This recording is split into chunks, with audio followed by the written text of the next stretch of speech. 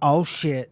What's up, everybody? Welcome to another low value stream of the Female Dating Strategy Podcast with your host, me, Danny Polishchuk. Got my SCROTE Tears mug with a little New York H2O in it. No, those are the tears of scrotes that I'm drinking. Shout out to all the scrotes, the negative value men, the low value men. I mean, if we have high value men watching this too, shout out to you. I consider myself a scrote. Are the posters new? If you're talking about the image, we had someone made that for me. I'm contemplating if that should be a t-shirt, the low value female apartment with like the live, laugh, love and all that stuff. That seemed like that'd be a funny t-shirt, right? Anyways, thanks for everybody for joining me. I have a confession to make. I cheated on y'all a bit. It was not my fault. I went and did Who Are These Podcasts, which is a very funny podcast with Carl. And I was talking to him and then about the female dating strategy, and they had covered female dating strategy on Who Are These Podcasts, but he wasn't there for that episode. So then we listened to a little bit of the most recent female dating strategy podcast. I cheated a bit. I can tell you that these chicks are batshit as crazy. Batshit crazy as ever. Batshit as crazy. Guys, I'm losing it. Hold on a second. I'm going to just say one thing. If we hit 100 likes, I did this last time, I'll give away a channel membership. Hold on. I'm giving away a membership. And so we're doing episode 10 and 11 and maybe more. You never know, because there might be a skip. Last episode, we were listening on 1.25 speed. We were listening on 1.5 speed at some point, maybe 2. No, 1.5. We never got to 2. So, anyways, that's what worked for us. But let's do this. So I cheated a little bit.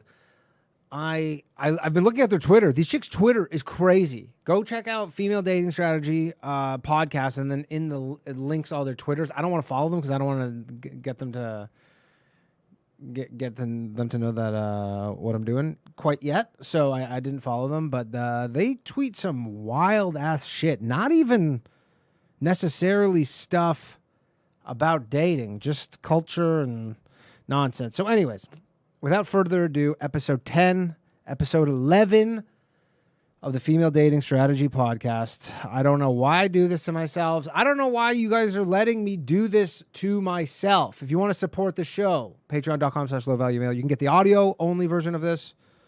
All sorts of other shit. Access to the Low Value Mail call and after show. Oh, we have a good time. Anyways, you guys know what's up. You know what's up. There'll be t-shirts soon. Let's do this. May God have mercy on all of our souls. Let's go. I just want to make a brief announcement about the state of the pod. We've been getting tons of amazing feedback from women, and it's become very clear to us that a lot of women are thirsty for this type of content. This is a niche in women's media that is desperately needed and has been neglected for a very... I can't tell you one thing. 1 year later, they have still not fixed their audio issues. So if you think, hey, they're going to definitely get a better mix of the podcast, no. Very long time. And we really want to be able to make more content. There's just one problem, and that's money. We would love to be able to quit our day jobs and work. All right, blah, blah, blah. I skipped that. I hope that's okay. Things to come. Thank you.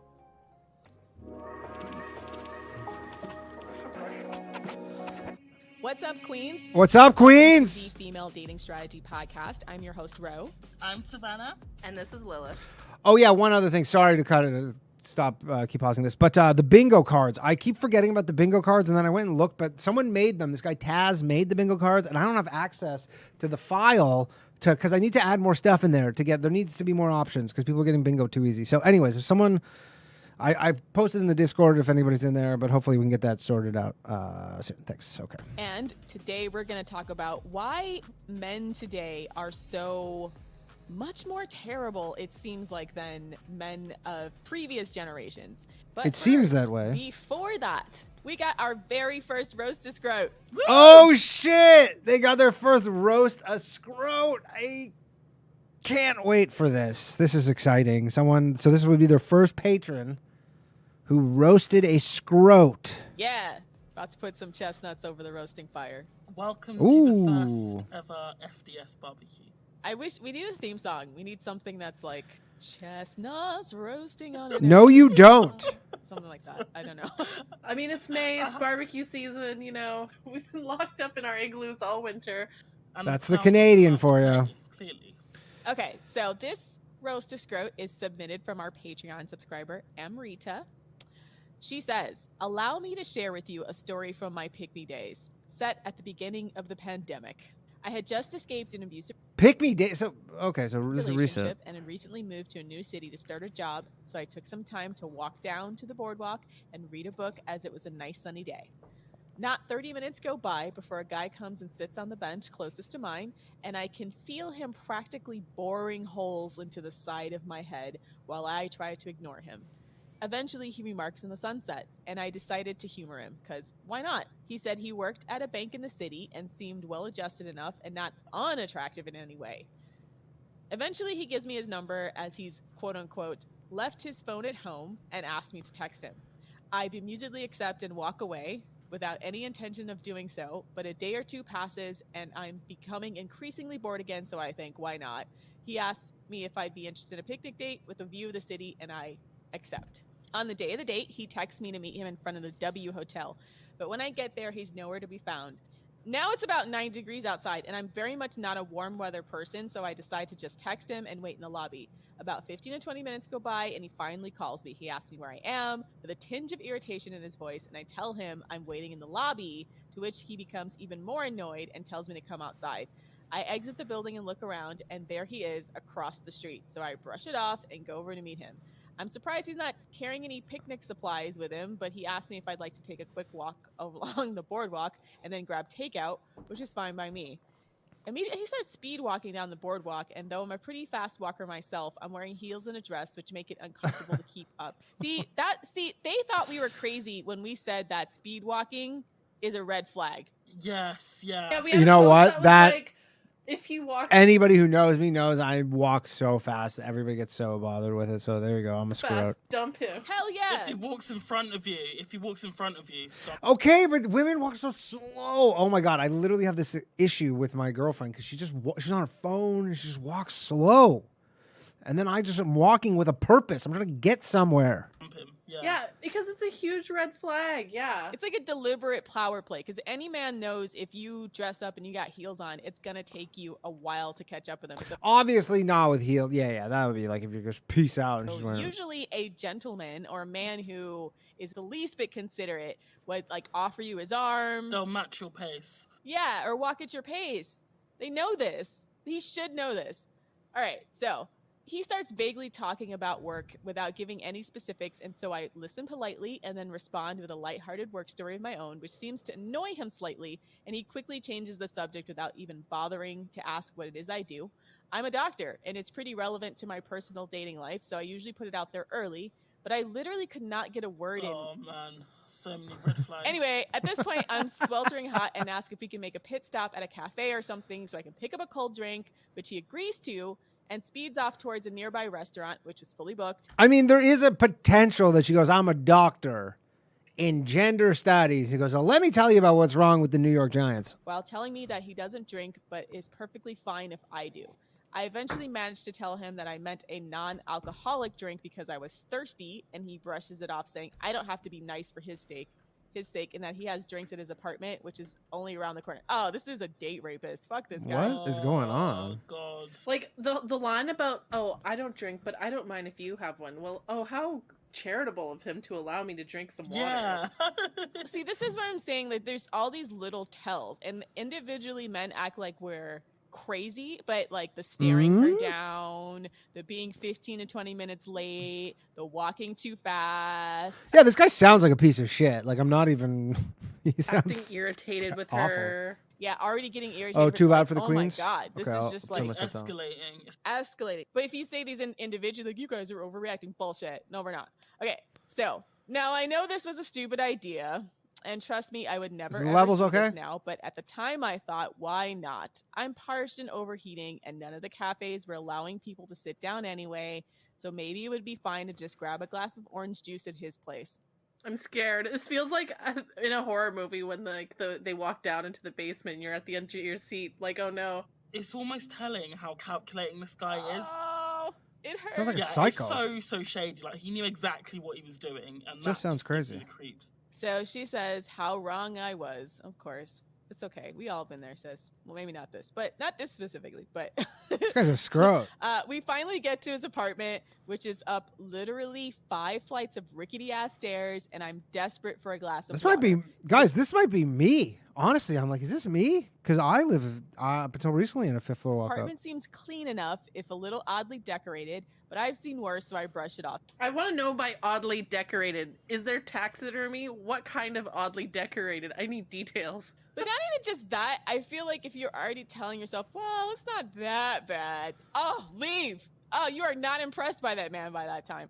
Every time I've had that feeling and I didn't immediately leave, I regret it because it never gets better, ladies. Whatever state you see his home in, that is the best he can do. That's the best he can do. So he's been talking nonstop this entire time, but to be honest, I didn't hear a thing until he opened the fridge door. He says he doesn't have ice, juice, milk, or anything, but he does have a few Why is she still on this date with shot him? bottles of Jack Daniels, which he keeps for his friends.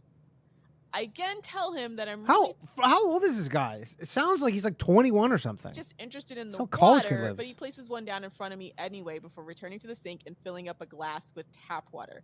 Now, I'm not squeamish about tap water, but this water was literally lukewarm, if not actually warm. I drink it down anyway, and of course he's been talking the entire time about how he decorated his apartment with paintings he bought at Goodwill. See, that's what I'm talking about. That's weird, yeah. Not to like dismiss Goodwill or anything, but I don't. Was that supposed Dismiss to be impressive? Goodwill. Usually art That's is, what you're about to expensive, do. And the reason why you brag about your He's a art frat is dude. because- She's like, and yeah, and I didn't really care for every beer can that he had ever had just up on the wall. Okay. I decided to take a sip of the whiskey to be polite. Oh no! Oh my What God, is Sis! wrong with this chick? I'm upset because I'm like, oh, that's so dangerous. Like this guy, he's You got can't hear all me the talk? signs of being a creep, right? Like every single one. And then if you drink whiskey at his house and you don't know what he put in that bottle before you got there, oh my God, oh my gosh, oh my heart can't take it, love. She says, I decided to take a sip of the whiskey to be polite, but it was too somehow warm, despite being in his fridge. Maybe because he was busy roofing it. Oh, come and on. There's so few guys actually doing roofies. That's just I unlikely. couldn't manage more than one sip. Eventually, I convinced him that we're going to miss the sunset, and we head out to the restaurant to pick up dinner. Oh, my God. Oh, thank God. Once at the restaurant, we put in our orders, and as the waitress is turning around to tell the kitchen, he yells out that he wants separate checks. I mean, again, just think of the type of girl who put up with all of this and then is now listening to the female dating strategy podcast. I don't think she's I mean, I guess she is kind of a catch because she's a doctor, but again, doctor in what? She could be a doctor in witchcraft. Was though time slowed down for a moment, and the waitress locked eyes with me, silently asking me why, and I had no answer except that I was still a pick-me. Though he wants to wait outside in the sweltering heat, I put my foot down and we wait inside. While waiting, he talks about how much he loves to travel and where he wants to go next. I tell him about the places I visited, and he expresses some interest in going there. I say something to the effect of, well, you probably have to wait for a few months at least, and he asks why. I'm a bit confused at the question, but I carefully note that we're at the cusp of a historic pandemic, and he shrugs it off, saying that he doesn't believe it's really that bad and that the media is exaggerating. I start citing statistics, but stop short at mentioning my own patients who passed away in front of me because it feels like a conversation that I no longer want to have with him. Out of everything, that was the moment where I decided I'd never see him again. But somehow I still felt compelled to go through his dinner, and at this point it was almost out of morbid curiosity than anything else. Let me take a deep breath. And That is... fuck this guy. Fuck the horse he rode in on. Fuck his I like sweltering him. ass hot apartment. Fuck his Goodwill paintings. Fuck his hot ass whiskey. Whoa. Fuck his, like, what else? Fucking 5 flights of stairs. Fuck his rickety ass stairs. All right. One more. So we speedwalked to Whoa. the park, each carrying our own plastic bag of food. I thought at the very least we'd be sitting on a picnic bench, but no. He settles down, cross-legged on the rain-soaked grass, stating that it had been a few hours and was dry now. Mind you, I'm wearing a white dress, but at this point I was committed. So I hunted around for a dry enough spot and settled down. No. No. It's okay. You know what? Because like this seems No, 'cause like see, Like this chick also sucks. here's what happens. Who when you does sit she think down she on wet is? Grass is it'll like soak through. It'll make you look like you shit your pants if you're wearing a white dress. Like, ask me how I know. So inconsiderate of him. What a scrote.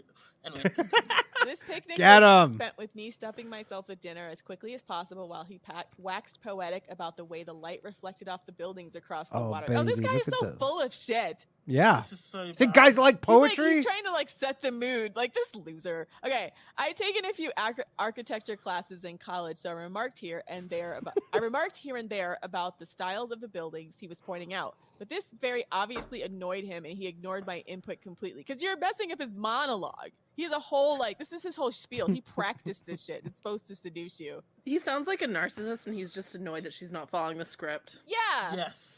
Yes, narcissist, 100%. 100%. Yeah. Eventually, I was left longingly staring at the cute guy playing soccer with a few of the children at the park while my date amused himself with the sound of his own voice until I got a word in and headed home. At the time, I was not a big proponent of blocking or ghosting because I thought it was mean. I know better now. I thought he'd get the hint when I told him I was busy the first time, or the second time, or the third, or even the fourth, but eventually I decided to break it to him kindly and let him know we weren't a good match. He instantly started sending me a bunch of vile messages calling me a gold digger because he paid for an airplane shot of JT. Okay. What? God. Okay. I was actually a bit. This is relieved too, that they let- honestly, this is the story where I go like, this is just too elaborate. Like, I believe it. I don't even. him know exactly what I thought of him as well before blocking him forever. Luckily, I didn't lose anything more than an afternoon, but I certainly learned my lesson. Got a Sorry good for the story long out of story. it. I really didn't know how to cut it down. And thank you, ladies, for everything you do. I know I speak for more than myself when I say you're literally lifesavers. I was dumb as hell. Don't be me. It's okay. Like, I feel like This makes me want to Should I pour out a little scrote tears on my lap right now for this dude? tell a bunch of stories about my really bad dates because, oh man, do I ever have. yeah, we've had things like this. So This really took place over one afternoon. I felt like it was like multiple dates with the amount. I kind of agree there. That's a lot of bollocks. to I go on hope one this day. dude was like There's one so of the. many locations. Wouldn't it be great if this dude was like one of the Nelk boys or something? It was just a camera crew like just following around all day. It's just a straight prank. Yeah. without paying for shit, and like none of them were good.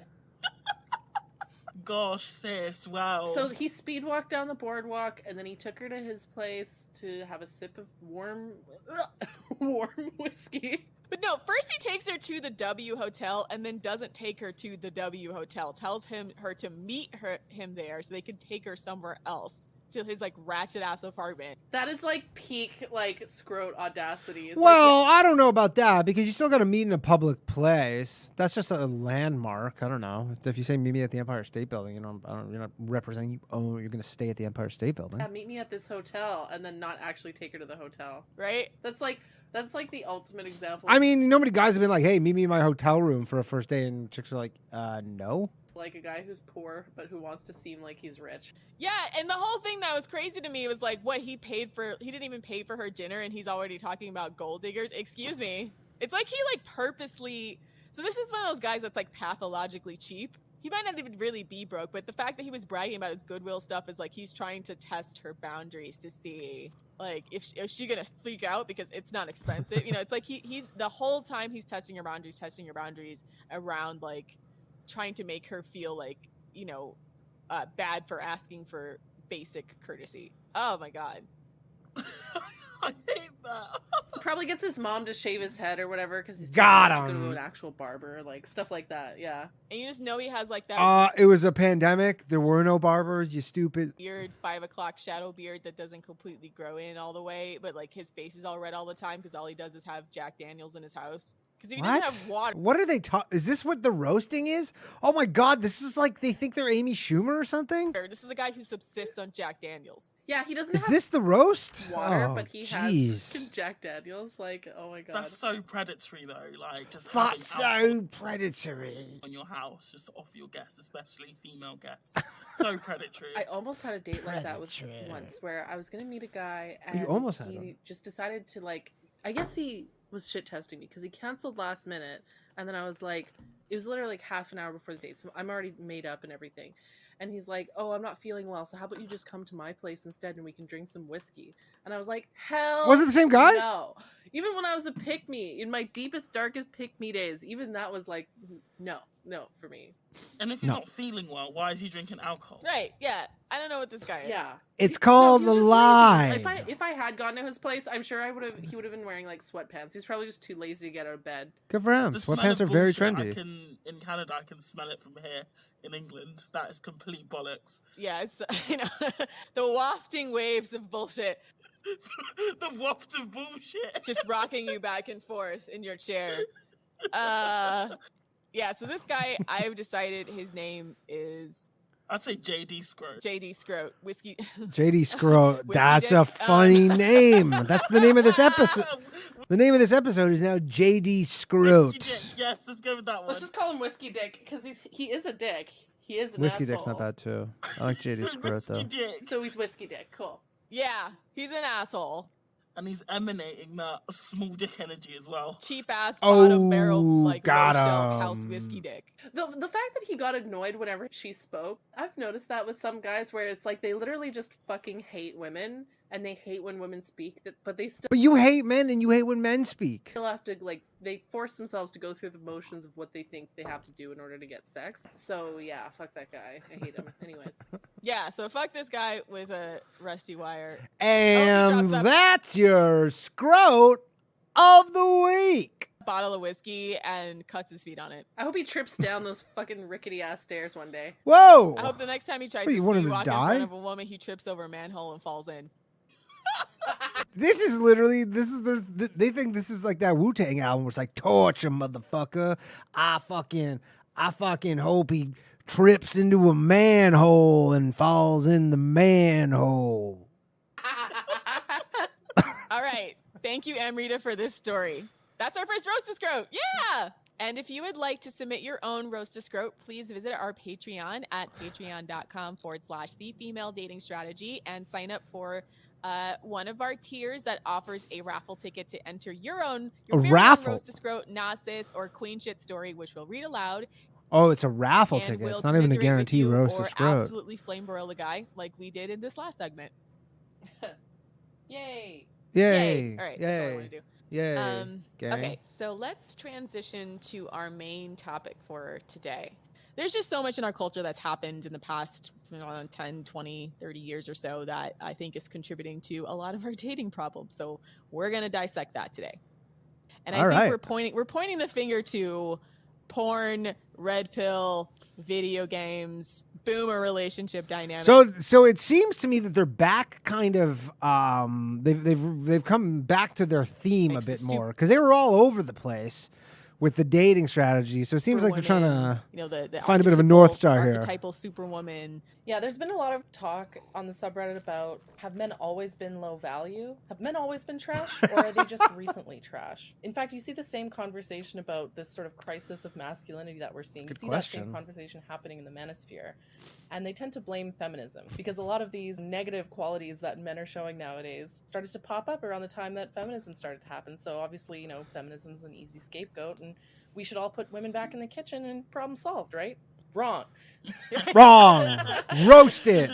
Boom. Not just because of feminism. They tend to blame feminism for things that are caused by global economic factors, things like jobs, right? Like they'll say, oh, it's because feminists flooded the workforce, and that's why men aren't getting paid that much nowadays, which is not true. It's mostly because of automation and because of jobs being shipped overseas. Yeah, like the auto blow. That's mostly the reason why wages have stagnated. Well, they I don't know. In the United States, our 40-hour work week standard was based on the man working outside the home and the woman staying home. So now with 2 times the workforce than it used to be when the labor laws are put into place, arguably what happened was a lot of men who otherwise would have had a woman at home doing like all the domestic labor, most women work now, and so they're less willing to do those things. So they look at it as if like, oh, feminism is ruining women now because they're not as domestic as women of years past, but the understanding was that women of years past would spend. Well, I mean, if you make twice as much money, though, I'm sure there's not that many guys who are like, yeah, I hate having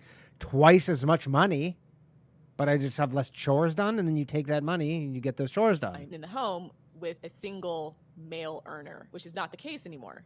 I reject this, I guess if you call it a thesis, that feminism is the cause of all of the world's woes, because women in this system of one man earning an income, it didn't work out for a lot of women. A lot of women ended up financially dependent and, were abused or couldn't escape their abuser. And if you were lucky enough to marry a good man, then, that could work out for you. But if you were unlucky, then you had no recourse. Yeah, or they just had interests other than washing their husband's drawers for 40 years. You know what Hey, wash his drawers. I'm saying? Like, that's the other subtext of this, is that It's weird when you hear a white woman just say draws. He goes, wash his drawers. for a lot of women, although they might love their children, they have other talents and skills that they want to utilize in the world. And I think that's a very human thing that a lot of women were robbed of because of the idea that you were always supposed to focus on being a domestic servant to your husband first. It's ludicrous, and I feel like they should have been focusing on the ills of capitalism rather than saying the solution is that women go back to being domestic servants, when so many of us clearly don't want to do that, or we're not able to do that because it's predicated on one man providing enough money to support an entire family, which is just increasingly only available to the uber rich. So people who are making over $300,000 a year. Yeah. The solution If that's too fast, let me know, but we're going 1.25 speed. is not to send women back to the kitchen, boys. We ain't going. Sorry, the red pill. We're not going back into the kitchen. Like, that ship has sailed. Gonna have to drag somebody Some of you are. back there. Yeah.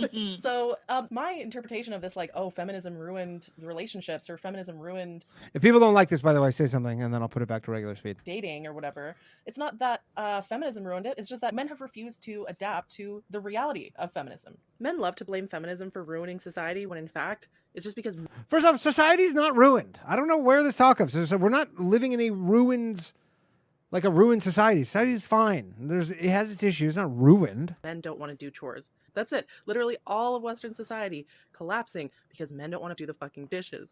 One of the biggest You think Western society's collapsing because men don't want to do the dishes? causes for why men are low value nowadays is because of what I call boomer relationship dynamics, where you have a man and a woman, they both work. The boomer generation was the first generation where women were out in the workforce, like maximizing their potential in full force. And then you got the whole like, oh, ladies, you can have it all, working full time and cooking and cleaning. Yeah, Superwoman, basically. The career mom, Wonder Woman, immune to sleep deprivation, only sleeps 3 hours a night, working 18-hour days every single day. And fuck that. Like, I feel like 18 hours. so many kids growing up watching that dynamic, like men of our generation, millennial generation, watch that and they go, oh, like, as a man, all I have to do is work and that's it. And I don't have to contribute to the house. And then as a woman, growing up in that dynamic, you look at that and you think, oh, like, I have to do everything. I have to manage my time, like, perfectly. I have to cook and clean and work and do everything. But there's also, like, again, she's saying cook and clean, like, those are the only types of chores that exist. What about, anybody who owns a yard?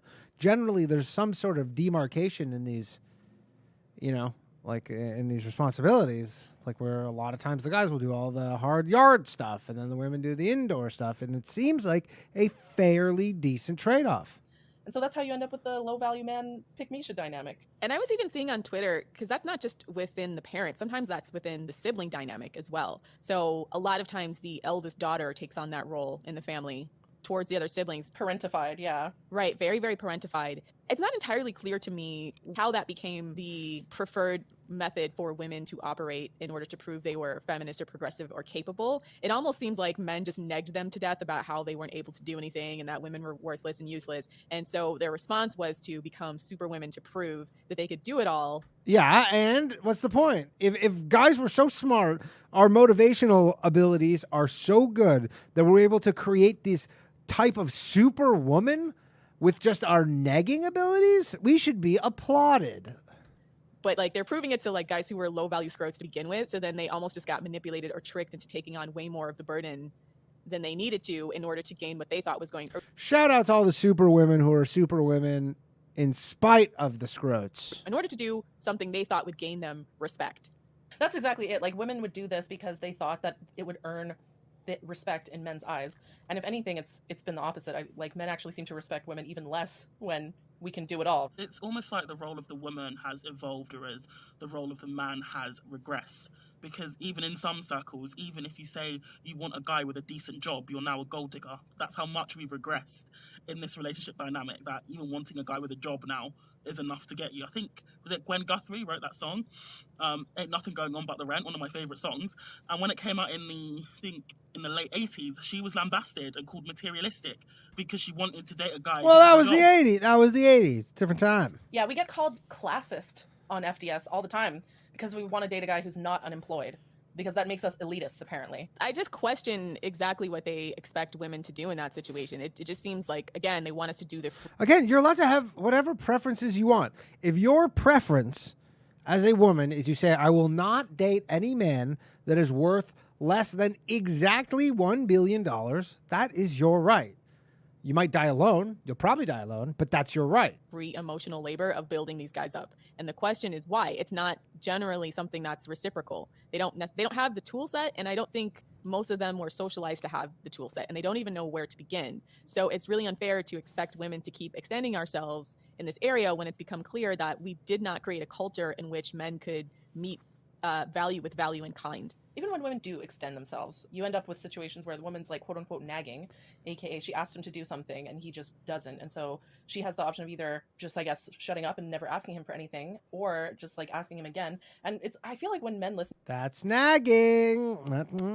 to women, it's like they don't even hear the words coming out of our mouths. It's just like the Charlie Brown voice, like, This is so real. like that's how men think women talk. They just think, I don't have to listen to this. Yeah, that's passive aggressive avoidance of the issue. That By the way, we're at 65 likes right now. We got 100 and something viewers. Give the stream a like, and I'm going to give away a channel membership once we hit 100 likes. just Go makes for it. the hairs in the back of my neck stand up because I'm so angry because I've had that in a relationship. Yeah. And so it's really just like men's failure to step up. And if anything, like they see the fact that women have started to work and they think that they can put in even less effort.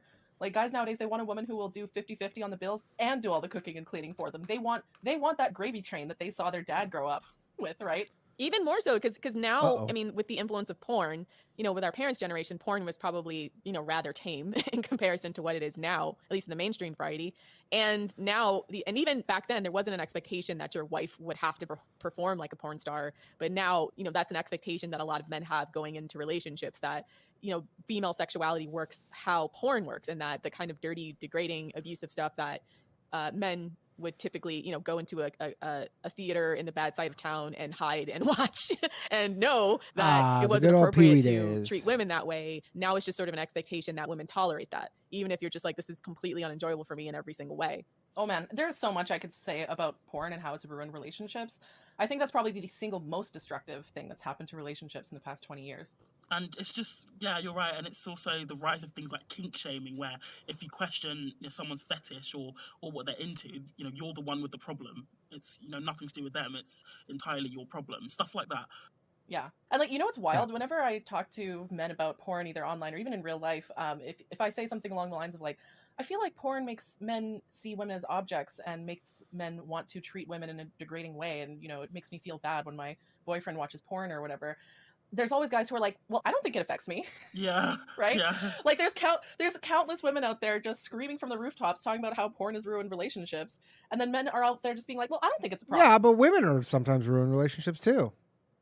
Lots of stuff ruins relationships. Problem. La, la, la, la, la, la, everything's fine. Yeah. Like just because you personally are not being harmed by this problem, doesn't mean it's not a problem. And they fail to experience intimacy as well. But when you've grown up, I mean, exposure to porn now is getting younger and younger. People are now being exposed to porn from the ages of 8, 10, 12, really, really young. I was born in 1983. I still saw porn when I was 9 years old. You don't realize just how warped it makes your view of sex. So things like intimacy and emotional connection, all those things are just completely lost on these men if they grow up watching porn. Completely lost on them. I don't know about that. Because they literally don't see women as humans. And they'll argue with this. They'll be like, I totally see women as humans. It almost doesn't matter if a man disagrees. The fact that women are out there saying that this is how they make them feel, that makes it real, right? I mean, and some of it... No, it doesn't. I have a whole joke about this. But just because a woman feels a certain way does not make those feelings true.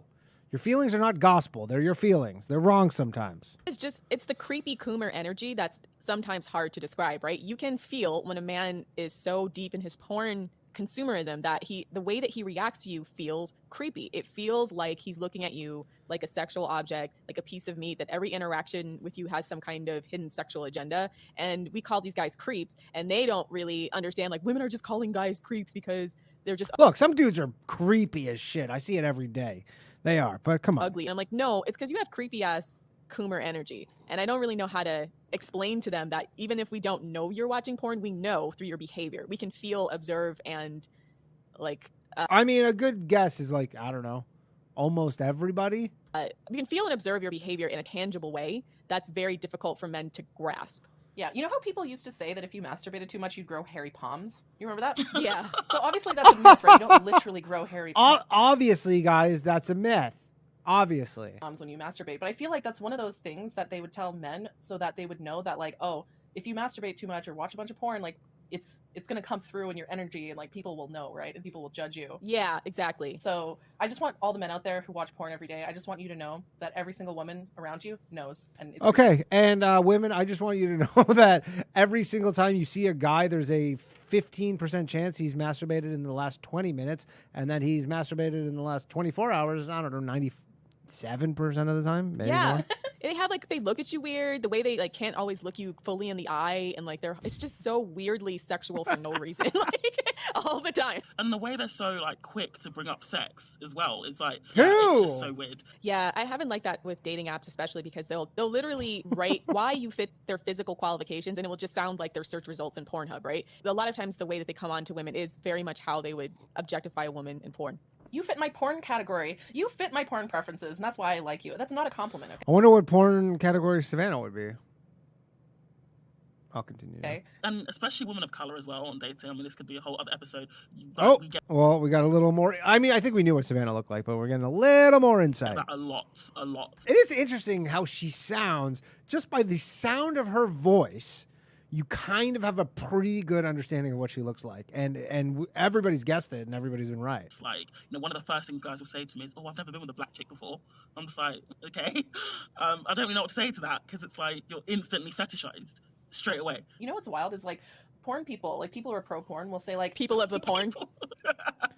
I'm just going to call them porn people, like, men and women who love porn. They will say things like, they try to argue that porn is progressive because it doesn't discriminate, like, racially. Like, there Sex work is real work. From the back, everybody. are black women in porn, there are Asian women in porn, there are Latinas in porn. And I'm like, have you Yes. seen these fucking titles? Spicy Latino, submissive Asian woman. That's not fucking progressive. I just feel like there's this massive Maybe it is. disconnect from what porn is to what the mainstream media says it is. But a lot of times when they're talking about porn, they have this sort of tongue-in-cheek, cutesy attitude about it. It's almost like they stopped watching porn in the 1970s, right? I'm like, have you seen what porn is today? There's nothing cute about this. There's nothing funny about this. Porn today is very, very explicitly abusive and incestuous and pedophilic in a lot of ways, and obviously racist. So when they're talking about porn as a genre, they seem to it seems like they're focusing on the very, very vanilla stuff of years past and have no idea all of the, like, trash that's out there today that is popular. This isn't like this stuff is relegated to the corners of the internet and that it's like a special I mean, it's all legal thing. things. It's literally, if you go to Pornhub or X videos and you look by the most popular videos, chances are they are really, really problematic for the reasons I mentioned before. Men will straight up lie to your face and be like, most men don't watch abusive porn. Oh my gosh. It's such a Oh my ridiculous gosh. statement because either you don't think it's abusive These chicks said they did BDSM. Like, aren't they doing that stuff that would be quote unquote abusive? I don't to, like, slap women or, like, choke women or They're all. Again, I've covered this before. Yes, men choke women, but women literally ask you to. It's not our idea. We're not being like, hey, you want to get choked? It's always women who are like, choke me. And then the real psychos are like, on their face or whatever. Either you look at that and think that's totally fine and not abusive at all, or you're just lying. Like, you know that those things are abusive and you're just straight up lying, because what you see in most porn, stuff that's like industry standard in most porn, is degrading. They have to trick these women into doing this, and that's been yeah, because women have no. If you're maybe a 25-year-old woman, you have no agency over yourself. Unfortunately, you're just you get tricked. there's been several porn stars who've come out and said that, in addition to stuff like Girls Do Porn that got sued by women who were coerced or tricked into doing things under the guise that they were only going to do one thing, and then they get on the set and they do something else. So they don't even get consent, beforehand for a lot of these things. And then they force these women to consent later by saying, oh, if you don't consent, you don't get paid. You have to sign off on this release form. But then they don't know. I think one woman was talking about how in a porn video, she got picked up and her head got put in a toilet. She didn't know they were going to do that. Ew. They do stuff like that to these women who are young, don't understand their boundaries. And then That should be a boundary for any person on earth. Any job you do, whatever it is, unless it's like a plumber, the moment that they're putting your head in a toilet, I think there's some sort of violation of the deal going on here. 8 more likes away, and I'm giving away channel membership. say, if Go you give us don't a agree like. to this, we are not going to pay you, right? And they already have That's fucked control up. over the image. So there's just anything goes. And even a lot of the seasoned porn stars, I think even Lisa Ann, she's a pretty famous porn star in like the MILF genre. She said that a lot of porn stars of her generation want to get out specifically because of how violent porn has gotten, like just in the course of the last 10 to 15 years. So even like the vets, the ones that started earlier who are still working, they're just saying it's just untenable to be subjected to that kind of violence all the time. So they keep trying to find younger and younger girls to do these things and then spring it on them and then force them to sign these release forms. And the actresses didn't even know they were going to do that. Like they do that when they do those racist scenes as well. There's been several black actresses and Asian actresses who have come out and said, I thought I was doing a regular shoot and I show up and there's a guy with like a Confederate flag in the background, right? Whoa. It's stuff like that where they don't tell these girls that's what's going on so that they can force them into doing these things. I think it's very, very alarming to do these that when you things talk and to guys spring it about on this, them. is they don't even seem to recognize that these violent sex acts, they don't even see them as violent. They don't even see it as abusive. They just think that that's normal. They don't see anything wrong with randomly choking out your Tinder date. And, people love to say, if it's, especially I've heard, men say in my DMs when I've written about the woes of porn, they say, well, if it's between two consenting adults, what's the problem? And, first of all, consent, we've spoken about consent before on the podcast, but I think in that scenario, when a guy is horny and he's looking for a video to beat off to, is he really fucked about consent? Has he really, Googled the actress to see Well, if she that's actually kind of consented? the No, he business hasn't. of the provider. I think when you're talking about that, you go, hey, was there consent given? You're like, yeah. I'll speak for myself, but I feel like there's all sorts of laws around this stuff.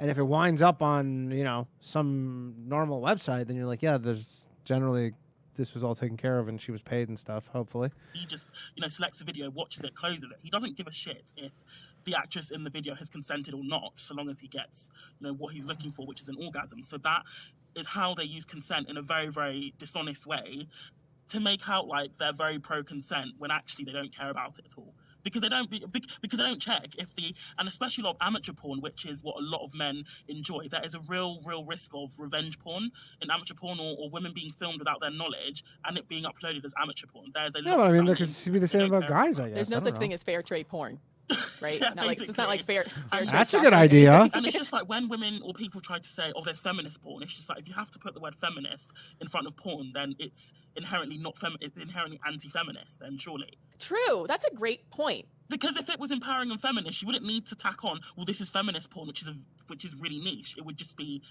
porn, right? If it was feminist. Right, exactly. With the so-called feminist porn that is meant to be for women, we never see a really hot guy or two really hot men just pleasuring the woman. That still never happens. Preach. That still What? never happens. Let's talk about polycule. Wait, is she saying like two guys trying to eat out a woman at the same time? Has something like that ever happened before? Could you really, it would be a kind of like a Three Stooges type scenario where they'd go to both do it at the same time and then they'd knock heads and knock each other unconscious. And then she'd just be like, yeah, I guess I'll just grab the Hitachi because they're both out cold. Club. Okay, I've been dying to talk about this on the podcast. Okay, Go for it. Okay. So those of you listening who, I challenge you to make what I consider like truly feminist porn. Okay, so for those of you who don't know, we have this one moderator called Jammies. She's like practically like a Reddit celebrity. She had this one post saying, all you polyamorous people talking about, multiple girlfriends and one guy, the one penis policy or whatever. Here's what I want to see in polyamory. I want to have like a group of guys who are all super fit and buff, and then every night two of them fight to the death. Maybe not fight to the death, but they fight to the death. That's extreme. But they fight with each other. Then she has sex with the winner. Oh my gosh, that's what I consider empowering. That's my kink. Okay, don't kink shame me. That's feminist porn. I mean, Yeah, Brad Pitt in Fight Club. I don't blame her. Yeah. I mean, how many times have you seen it in a movie where there's some two guys scrap and then, whoever wins gets the girl? That exists I since feel like that was partially time my sexual immemorial. awakening. this is something that I've been wanting to talk about. Like, it is hot when two guys are fighting. Yeah, it's true. Whoever wins, I'm like, nice. And the thing is, it's not even weird to say that. It's actually completely natural because in nature, males fight with each other all the time to impress females, okay? Yeah. Like bighorn sheep, deer, like a lot of species will fight with each other to impress the females. That's what females are looking for in nature. And so if I were to say, you know, oh, my kink is seeing two guys fight with each other, then I fuck the winner, people probably look at me like I'm a psychopath. But that's how females experience sexuality, or a lot of females experience sexuality. I love NBA fights. Is that basketball fights with like the super What? tall men? Oh yeah, yeah. Basketball. There've been fucking 2 ever. What is she talking about? Did she just watch the Malice at the Palace documentary? Great documentary if you haven't seen it. Oh yes, tall men, yes, please. Yeah, I love hockey fights, okay? Like, so Of course, real on the nose, Canadian. the best part of every fucking hockey game is when two guys just like, I guess they got beef and they throw the gloves off, they throw the helmets off, and they just start throwing punches and stuff. Like, the NHL has cracked down on that recently, and I really don't like that. I actually think they should be going for more fights. But I think that is fucking sexy when two guys are fighting, and then whoever wins, I'm like, okay, he's a genetically superior male, and I find that sexually attractive. But that's the Yes, exactly. It's same way the guys, you know, you're with your 2 friends. Maybe we'll say these 3 girls right here, and then you pick the best one. You go, yeah, you'd be the best one to reproduce with. I don't really care about your personality. really unacceptable thing to say. Meanwhile, there are tons of guys out there who talk about like, oh, I want to see 2 girls like oil wrestling or like mud fighting or whatever. This is a thing. True. Yeah, like it's totally normal to want to see 2 girls fighting. Apparently that's a Cat fight. kink. That's I mean, it's a joke. Unless it's Cyborg or something in the UFC. Like when you watch 2 girls oil wrestling in bikinis, like it's kind of a joke. fight. Yeah. You know what? I want this. I want Polycule Fight Club to be a thing. We should bring back the old ancient Greek Olympic style where they would be butt naked and all greased up, and then they would do the games that way. Oh yeah, Turkish oil wrestling. Yeah, that's a real sport. I'm down to see it. No, okay, I have a rant about soccer. Okay, all the soccer fans Oh, out let's there get gonna your hate me, but soccer I think rant. soccer is a sport for fucking pussies. Oh, shots And fired. for the Europeans, by the way, soccer is football. Soccer. Football. Football. I guess it was my turn to get dunked on. Yeah, no, what I literally okay, I cannot sit through a You know what I think? I would be awesome. Someone just about like a low value male soccer jersey. If someone's a good graphic designer, a low value male soccer jersey, football jersey, with the name JD soccer Scrote on the game and back. how these grown ass men will like slightly bump into the other and the other one like takes a dive and just like the fact that they will actually try Everybody thinks that's ridiculous. That's not a chick to get thing. like I don't know, like they'll try to get the other guy to get a penalty or something like that. Yes, that's what they're trying to do. They're it's called a flop. I just think that's so pathetic and stupid. Ronaldo's good at that. Like, I cannot think of anything more unmasculine or unsexy than a guy that takes a dive after getting flicked in the ear or something. They call it flopping in the NBA, but yeah. Oh, you don't like guys taking a dive? Have you ever, I don't know, played a chess game against the guy that you happen to win, or any sort of sporting that you happen to win, or anything like that? It's been kind of whenever they start to raise or make it an advantage if you foul someone, or if foul is just like hitting someone outside of the gameplay, then people just literally will like do the exact same thing as taking. I never in a million years thought I would learn or not learn, but hear the definition of a foul. A guy will just like flop like an Oscar-winning actor on their bellies and on their back, and yeah, it is really, it's always like frowned upon. It's really unattractive, and it just looks like they're cheating. Yeah, it does happen in hockey a little bit, but I would say that if anything, the players, some of them like they don't give a fuck. Like they will just fight a guy and know that they're gonna get a penalty for it. They just take it on the chin. Like they just they don't even care. But yeah, some players will like take a dive, but I think it's very unattractive to take a dive like that. But that's just my personal opinion. What Anyone who likes honestly, soccer is gonna what hate an me now. insane just chick sentiment. You go, you know what? When guys take dives, it's just so unattractive. But I don't care. Soccer. But circling back to the topic, I'm going to caveat what you said earlier about that feminism is not the problem. I think a strand of feminism is a massive part of the problem as to why relationship dynamics between men and women nowadays are in the toilet. And that strand of feminism is liberal feminism. The problem with liberal feminism is Yeah, that yes, they've made get them, queens. strides for equality in the law for men and women, but what they have either neglected or overlooked or whatever is the biological differences between men and women. Yes. You fucking turf pieces of shit, okay?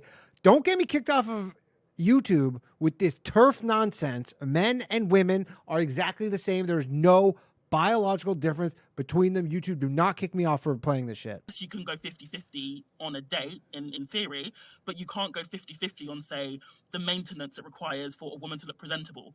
You can't go 50-50 on childbirth. You can't go 50-50 on instances of sexual assault. You know, when, you know, if a man... You also can't go 50-50 with someone who just doesn't give a shit. I mean, isn't that basically eye for an eye with the sexual assault idea? And yeah, I don't know. Women are like, what, you want half the money? I mean, a lot of women, all the money they spend on their upkeep is paid for by a man. There's many instances of that. So Exactly. Like, if the other guy doesn't want to even meet you at 50-50, you can't. There's no legislation that will make him do that. So, and there are biological differences between men and women that will never be reconciled. Hence the reason why things like, for example, casual sex is a bigger problem for women than it is for men. Hence the reason why, women, some women's careers, they never recover after giving birth. Like, men are not affected in the same way. If anything, men are because sometimes shit's unfair. Actually seen as more reliable after they become a husband and a father, and a woman is seen as less reliable. Yeah, exactly. Well, reliable for what? It's interesting too, because the other thing about liberal feminism is they forget that there's a lot of women who work in pink collar jobs, especially, and that's why a lot of, I think, working class people end up being conservatives because they feel completely ignored by this idea of quote unquote equality. If you're a woman and you're a teacher or a nurse or a job that's secretaries got mostly women in it, do you feel oppressed at your job because you're a woman? Probably not. Maybe your boss is probably a woman. Most of your coworkers are women. They don't necessarily identify with equality, and their husbands might work back-breaking blue-collar work. They might work in carpentry or construction, something that has a premium on men's physical strength. So trying to tell them, getting them to care whether or not, I don't know, Hillary Clinton per se gets to be president, or any woman who works she better in my lifetime in a white-collar job on a coastal city is getting the corner office, and that's quote-unquote equality. It doesn't necessarily translate to women who don't work in those kinds of environments. And they're like, we need more tangible things I can see in my workplace and not just female faces in these, gender-neutral jobs per se. Yeah. Before we go ahead, because Savannah, you had more to say about liberal feminism. I just want to quickly define terms, because a lot of people... Speaking of boys in pink-collar jobs, I had a male dental hygienist. Gay guy, obviously, but... People don't understand. We're getting in there, boys. Liberal feminism versus, say, radical feminism. Just a brief sort of history of feminism. Basically, in the 60s, 70s, and 80s, there was a sort of schism in the feminist movement between radical feminists and liberal feminists. Radical feminists believe in a massive restructuring of the world, and that you have to sort of the whole system basically is fucked up, and you got to change the whole system. There's a lot more to it than that, but it's very brief. But a liberal feminists generally believe in trying to work within the current system, working with capitalism, whereas radical feminists are usually more on the Marxist kind of side. To be fair, liberal feminists in the 60s, 70s, 80s... How's she so boring on 1.25 right now? They were largely behind passing laws. To give them credit where it's due, liberal feminism hasn't always been this weird sex posy, toxic nonsense that we see nowadays. It did do good in its early days. Boring. But nowadays, liberal feminism is liberal in the same way that neoliberalism is liberal, or that libertarians are liberal, because they take the concept of individual choice and freedom and they just take it way too far. It's like they only see progress as women being treated closer to men rather than women prioritizing things that are in our best interest in balance with men, right? You're ruining it for us, ladies. And I think that's a very different concept, right? And I think where they differ from radical feminism is radical feminism understands women as a sex class, meaning we are a class and a group of people that have specific needs that we should prioritize. But that was, deemed too radical, and you're trying to restructure society, and they would call them feminazis, basically saying that women like that who think that women as a class should be accommodated in accordance to our needs as part of the human experience, given the fact that we are the majority of the population and we're responsible for creating. Yeah, they are the majority. That's a good point. Why the hell are we treating them like they're some sort of real minority? All of the they're the majority. They shouldn't be complaining ever. Population should have that be front and center whenever we make decisions, but obviously that's not necessarily compatible with capitalism, right? Because capitalism is always going to prioritize exploitable labor. So liberal feminism became more preferred in capitalist systems. And also, just a quick word on branding, sorry, but people think radical equals bad, extremist, you want to blow shit up. People think radical automatically means bad. Radical feminism is only referring to a restructuring of society. That's what we are referring to when we use that. Liberal feminism, people think, but liberalism is good. And yeah, a lot of underlying... I mean, maybe I'm missing something. Is there an instance where radical in front of something is good, though? Are good. The ideas of anti-coercion and freedom and equality and all that stuff. Those are all good ideas. What we're seeing nowadays is it's taking it too far. It's failing to address some of the structural issues. I feel like this segment, I could be wrong, I've just been in a daze listening to this, but I think that they would have knocked off almost every square on a bingo square. That are associated with patriarchy. Here's the thing, I hate the patriarchy. Here's something that liberal feminists fail to understand. Liberal is that feminism, feminists? by definition, is exclusionary. If everything is feminist, then nothing is feminist. It can't be this whole, if I choose to do it as a woman, then it's feminist. No, that's horseshit. That's not. As a woman, we can do things that are not in our best interests, either individually. Good point made. Radical skateboarding. And as a class. Radical as well. surfing, maybe? You hear this male gaslighting about feminism. They'll be like, oh, FDS aren't real feminists because they don't believe in equality.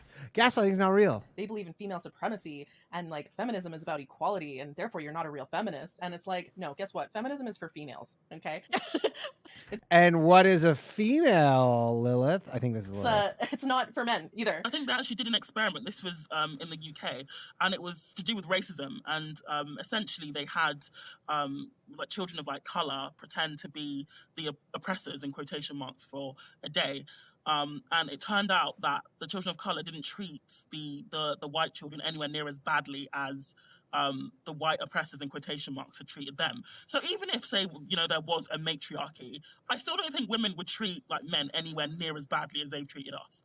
Oh, 100%. Yeah. A while back, there was a guy who developed a computer program to quote unquote prove that FDS are female supremacists. Men tend to assume the worst. They think that Is whoever someone made a computer program? That is women were in hilarious. charge, that we're going to start treating men the way that they've been treating us, or the way that men wish that they could treat us. Because I get DMs on Reddit all the time from guys talking about how they want to put women in concentration camps and use women for breeding farms and forcibly impregnate us and stuff. That's what guys fucking fantasize about when men fantasize about male supremacy. The one thing I've noticed with a lot of these weird male... I mean, we obviously both think that we're the best gender, and that's what's fun about it, is that we're all thinking we're the best. I think the problem is men got too far ahead, and we kind of were like, yeah, see, it's not even really a debate anymore. So then we kind of have given women some stuff back. So now it's fun again. It's a fun little war. Extremists is they are counting down the days till they have sex bots and artificial wombs, and then they'll have no use for women then. And I'm like, how much easier it would be to replicate sperm than it is to create an entire function. Oh yeah, but who's gonna do it? A woman scientist? Get out of here. Womb system, and then raise a child from infancy to 18 years old.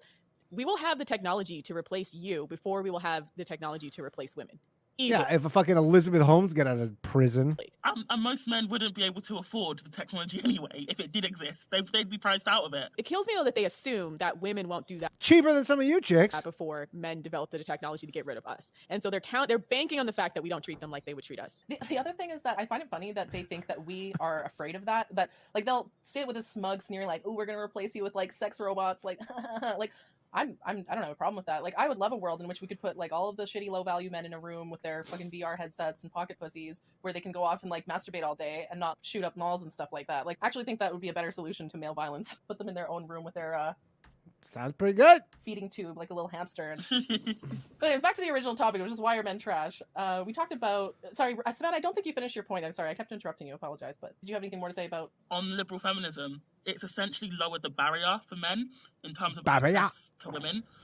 Especially if women are now earning their own money, if we're now more independent, it's almost like women are bringing more to the table. Whereas as I've briefly touched on before, the expectations of men have regressed, and so then we're at this stage where women are automatically bringing more, have more to offer in a relationship than your average man. They always lament that women today don't cook as much, and I'm like, first of all, most of us just don't have as much time. But when's the last time you saw a guy build a shelf from scratch or do any of the traditional qualities and hand craftsmanship that men used to be able to do? What does that even mean? When was the last time you saw a guy build a shelf from scratch? I mean, yeah, if you have a wood shop, I guess. Do you understand what goes into making shit like that? They no longer have time for either because we all have to slave away for capitalism. But I just think that it's funny that they highlight all the ways in which women have had to abandon more traditional... First off, everybody has a kitchen. Not everybody has a fucking wood shop, okay? No. quote-unquote women's activities in order and I assure you when that shit shows up from Amazon, it's the guys who are putting it together. to progress in a capitalist system, versus they don't recognize the way that men have done that as well, right? They're good at playing video games now, and we can go on that. I have so much. Yeah. We're gonna go fucking in on video games. But before we do that, I want to point out men don't have useful hobbies anymore. That's my other kink, is men who have useful hobbies. Hell no. Like, I'm talking about things like, woodworking or knowing how to fix a car or, I don't know, just literally fucking anything other than video games. But most guys, video games, it's their only hobby is porn and video games. And what I have a problem with that is it's about consuming. It's very like passive. Things like woodworking or mechanics or whatever, I consider these creative outlets. It's about creating something and building something. Mechanics putting not energy about back into creating the world something rather than per se. taking energy out of the world. And so the sorts of hobbies that average men have nowadays, it's all about like, extracting things from the world and not about giving back to the world at all. I mean, if they were programming video games, I feel like there would be more room for discussion. But most of these guys, I mean, like you said, they're just coomers and consumers. And I was reading about how, video games give men a sense of accomplishment and a dopamine hit. And so a lot of times it's a pretty... I mean, I do think it works well on like your sort of mental reflexes to play video games. It's a way... And your brain is definitely stimulated playing video for games. men who are not good at other things to feel like they win at something. And there's a very select few that are good enough at it to monetize it and become, like PewDiePie or something like that. So then it sort of justifies itself because they think, well, there's some guys out here who are very successful at video games, so you can't say it's bad because some guys can make an income off of it. But for most of them, they're not going to be able to do that. And then secondly, they are using it for the dopamine hit of a fake accomplishment rather than a real world tangible thing that they've added value to society. And I think that is kind of... I just think that's a very dangerous loop for men to be in. It's become like the new SoundCloud rapper to me. When I see guys that are gamers, I'm like, oh, okay, so you don't have a job, right? And What? You know how many normal guys I know who have real jobs and all that stuff who just come home and that's what they like to do. They play games. Useful. Like, yes, What? there will be some SoundCloud rappers that become successful, but the vast majority of them are just... That is chasing one of the worst a pipe analogies dream. I've heard I feel these the same chicks way say about on this gamers. podcast. It's just like, it's a hobby, but you need to kind of, unless you start picking up steam, especially by like your mid-20s, maybe there's guys that make it into their 30s, and start becoming successful at this, but it's like, this is a young man's game. If you're not, you can't only focus on this and not build any other tangible skills that are going to make you marketable. Because by the time you hit 30 and you haven't made it, you're going to be out here, being a mall shooter because you've wasted your time. No, but first off, no mall shooters are in their 30s. You're way past your mall shooting prime in your 30s, okay? That's a young man's game. Like, the idea of being successful at video games is such a ridiculous concept. It's like It's a fucking hobby. What are you talking about? It's just like, it's something you like to do. successful at watching cartoons or something. I don't even play video games, by the way. I'm not a gamer. I used to play when I was in college, but again, it's just like they're just playing it. I don't know. What do you think? What about all the Candy Crush playing like chicks and all? It's like, unless you're one of those like esport guys that's making a lot of money. They literally make millions, though. The top ones. Yeah, so the very, very tiny percentage of men that are making a lot of money, or I'll give credit where credit is due. I do think that to create a video game or other forms of like digital art, I consider that a creative outlet, and yeah, that's like top level stuff. To be fair, they take years to develop. Exactly, yeah. So I think like mad respect to people who create video games, but for people out there who are largely unskilled and just play video games and don't really have much else going on for them in life, yeah. And I also obviously that's not like obviously what you're saying is not great. Yeah, draw a line here because a lot of our audience are women who also game, right? And so when we criticize video games, a lot of our own audience think that we're attacking them. Your audience also games. Interesting. I just want to say, like, interesting. A bunch of gamers. You need to listen to a female dating strategy podcast about female staying gamers alone. and male gamers are not the same at all. The women I 'cause they know play who Candy game Crush. are usually well-rounded people with like other hobbies. They bathe, first of all. They know they're supposed to bathe every day. Oh, It's not their got whole Yeah, it's not their 'em. whole life. Like, They don't live in their mom's basement. Gamer guys, like they even describe themselves as a gamer. Like that's their whole life. That's their life is game. I get messages again on Reddit all the time being like, "Yo, what's your problem with video games? What's your problem with porn?" It's just really unmasculine. Like these guys seem like such betas. Coomers and consumers. Yeah, like they're just Porn's unmasculine? so unmanly. Like they have the audacity. Like all these fucking red pillars. Like they're so beta. They're so passive. I'm calling Oh, yeah, it. I'm get calling 'em. it coomerism and consumerism is what's killing men. It's like they're not creating anything of value. They can't even be present because they're so used to consuming everything in life, right? And having everything be readily available. And they have that weird creepy coomer stare because all they do is look at big anime titties and like gaming titties, and then they don't know how to interact with women or the way if they're always on the live interaction games and they have their own language and it's a lot of times very racist or it doesn't the skills and social skills they develop within a video game culture doesn't necessarily translate outside into the real world. So again, if they don't make it as gamers, if all your humor is gamer based and then you try to go work a job and talk to regular people, they're gonna be like, bro, what are you talking about? Not if you go work at GameStop. Yeah. Like it's a massive, By the way, it's not just guy things. My literally ex-girlfriend is a video game designer. So like I don't know. My point being that like I think men who game are usually obsessive and have nothing else going on for them in life. Women who game are usually just more well-rounded and seem to have other hobbies and they don't like take over their life. And so for any ladies listening in who think we're judging them because Probably, they play video actually. games. We're not. And for those of you who think it's a double standard, yes, it is a double standard because it's based on facts. Okay. Facts, Well, and Kay. women too, like women get dragged for not being like real gamers because they're not willing to sacrifice literally everything about their life to be successful at a video game. So that's why a lot of times women get perceived as fake gamers, and that's just because they're not willing to just sit in their own filth for days eating Cheetos to be good at something. Yeah, you're not as hardcore as me. And I nearly Or you, got like or you just don't have what it takes to get there, ladies. like job fished by a gamer one time on online dating because he was like, oh, by the way, I'm self-employed. And I was thinking, oh, cool. So, like, what do you do? And he was like, I stream on Twitch. But I mean, I know some people can make a lot of money playing games on Twitch, but this guy was working in Lidl, which is like the US equivalent of like the dollar store. So I was like, unmatched. Well, it's a hobbyist versus a professional sport, Got 'em. right? Like there's guys, I mean, Obviously. there's nothing wrong with playing basketball if you love basketball all the day, but like you got to also build other skills because you got to feed yourself, right? If you know you're not going to make it, you're not going to make it to the NBA by the time you're like 15 now, 15, 16. There's some exceptions to that. Like I think Steph Curry didn't even think he was going to get drafted, but obviously he's one of the best players in the NBA. But like now they're scouting the NBA and This is 1 1/4 speed. lot of these professional sports leagues, they scout kids from the time they're in 7th and 8th grade. So it's just a matter of these guys not understanding when it's time to hang it up as a hobby, or at least scale back as a hobby and build tangible skills if you just don't got the juice to do this professionally. Gamer culture is very misogynistic. I read I listened to this podcast, and I don't know if I should plug it, but it's called Behind the Bastards. And the host, and I guess we'll link it, maybe we can get a sponsorship from them, but the host made a direct connection from gamer culture to what then became red pill culture, which I think is the next topic we wanted to go on. Because Oh, here we go. And they don't even know about Andrew Tate yet. gamers, a lot of these gamers, they were using like the old pickup seduction tips and then found out it wasn't working. And the earliest forms of online forums were for gamers. So that's where a lot of these misogynist ideas started to cultivate. And then the red pill was able to harness the power of these types of guys and give them a quote unquote system, not unlike a game, to get women. So they were already groomed for the mindset that there was some kind of like, Isn't life just a game? Come on, 32 more likes. I'll give another thing away, another channel membership. Although I don't know if they gave away the first one. YouTube just gives it away automatically, so don't just sit tight. secret combination or code they could use to Have cheat codes to unlock pussy.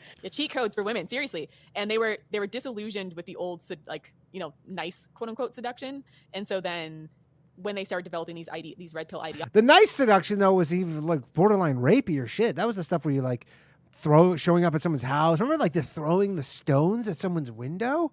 Imagine doing that shit right now. it was based on the idea that you could, they have these catchphrases like enjoy the decline and it's amoral. And it was all about gaming women, hacking women so that they could be successful. Hey, but if you can hack a woman, then what are you to blame? Word like game is used in video games, but also like, he's got good game, to refer to a guy who reels in a lot of women. They literally see relationships as a game. Yeah, and using the term real means you're just a bunch of fish. And there was that article that said like female dating strategy turns dating into a game. We're not the ones that turned it into a game. Like, Yeah, like we weren't the ones that turned it into a game. Like we were presented with a whole generation of men who already see it as a game, and now we have to come up with counter strategies to respond to that.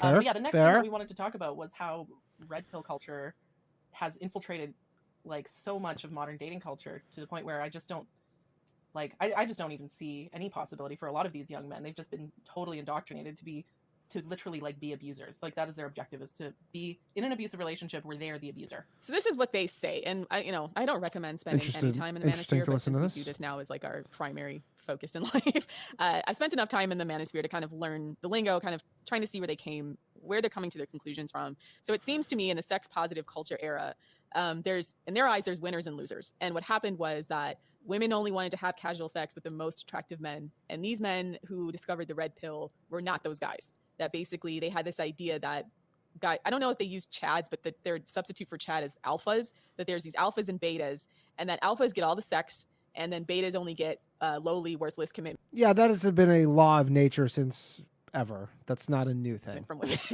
which they see as worthless. They have this. They earlier did this whole thing where it was very like aware of them to say like, it's kind of like how we like to watch guys fight, and it's kind of like animalistic. And then now they're saying this, right? and They see that no linkage, endless, meaningless sex. That I don't know, I assume someone like a professional athlete would get, someone who's very rich, very handsome, Maybe a professional mixed martial artist, potentially. very wealthy, very fit.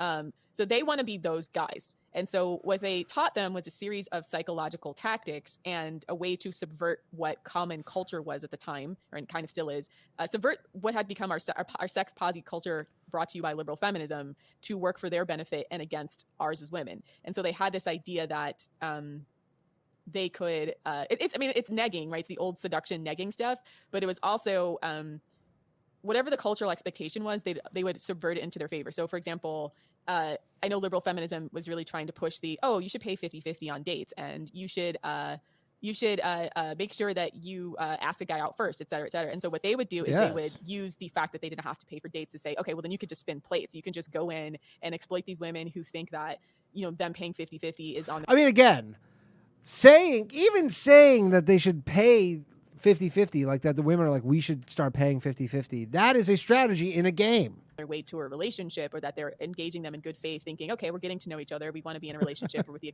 with the hopes maybe one day, doesn't mean have to be perfect, and we may decide not to do it. But they started pushing for sex earlier, declining to pay for dates so that they could game all these women by having all these women that they're dating and having sex with the expectation that it would likely lead to a relationship if they started with.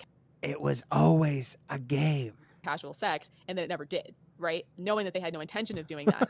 And so that's the way they were able to exploit sex positive culture and what I think was liberal feminists' goodwill extension to men to selfishly just feed their own ego and disrespect women while doing it on purpose.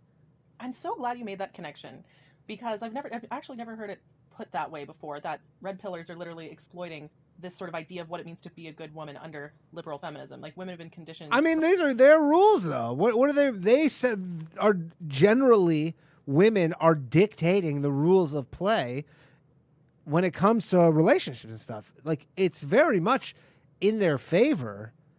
So, again, if we're just exploiting the rules, but like if there was a betting line, it would be like women plus, women would be like minus 120 and guys would be plus 100. For a while now, to think that if you want to, you got to have it all. You got to be 50-50. You got to do this. You got to do that. And then that idea has not been an olive branch to men like what liberal feminists originally thought it would be. Well, that sucks. Turned around on us and is now being used to exploit us all over again. Total bummer. Exactly. Yeah, that's a and shame. that's where FDS comes in. Because we cut the crap. Queens to the rescue! Because we go, no, I reject all of this. We can either have a relationship that benefits women or no relationship at all. Sure. The interesting about red pill ideology is that it literally says that like a man's worth is directly tied to how many women he sleeps with. And so we're taking that and we're subverting that back against them and being like, okay, like if you're going to be... It's all just going to wind up in them not becoming whores and then becoming whores again. Just some cycle. Women aren't going to sleep with you. And casual sex has gone down drastically. Have you seen those statistics where it's in the last generation or so? Like, didn't it drop by like 40% for men, the amount of sex they had in the last year or so? And I can't help it. It's because of COVID, dummy. Yeah, like Gen This is 2021, by the way. They don't fuck. Gen Z doesn't fuck. I think it was millennials too. And it was, yeah. And it's like, a lot of it is because why? The sex is crap. These guys are just sitting around being coomers and consumers. They don't have the social skills to interact with women. And when they do, they're doing this red pill crap.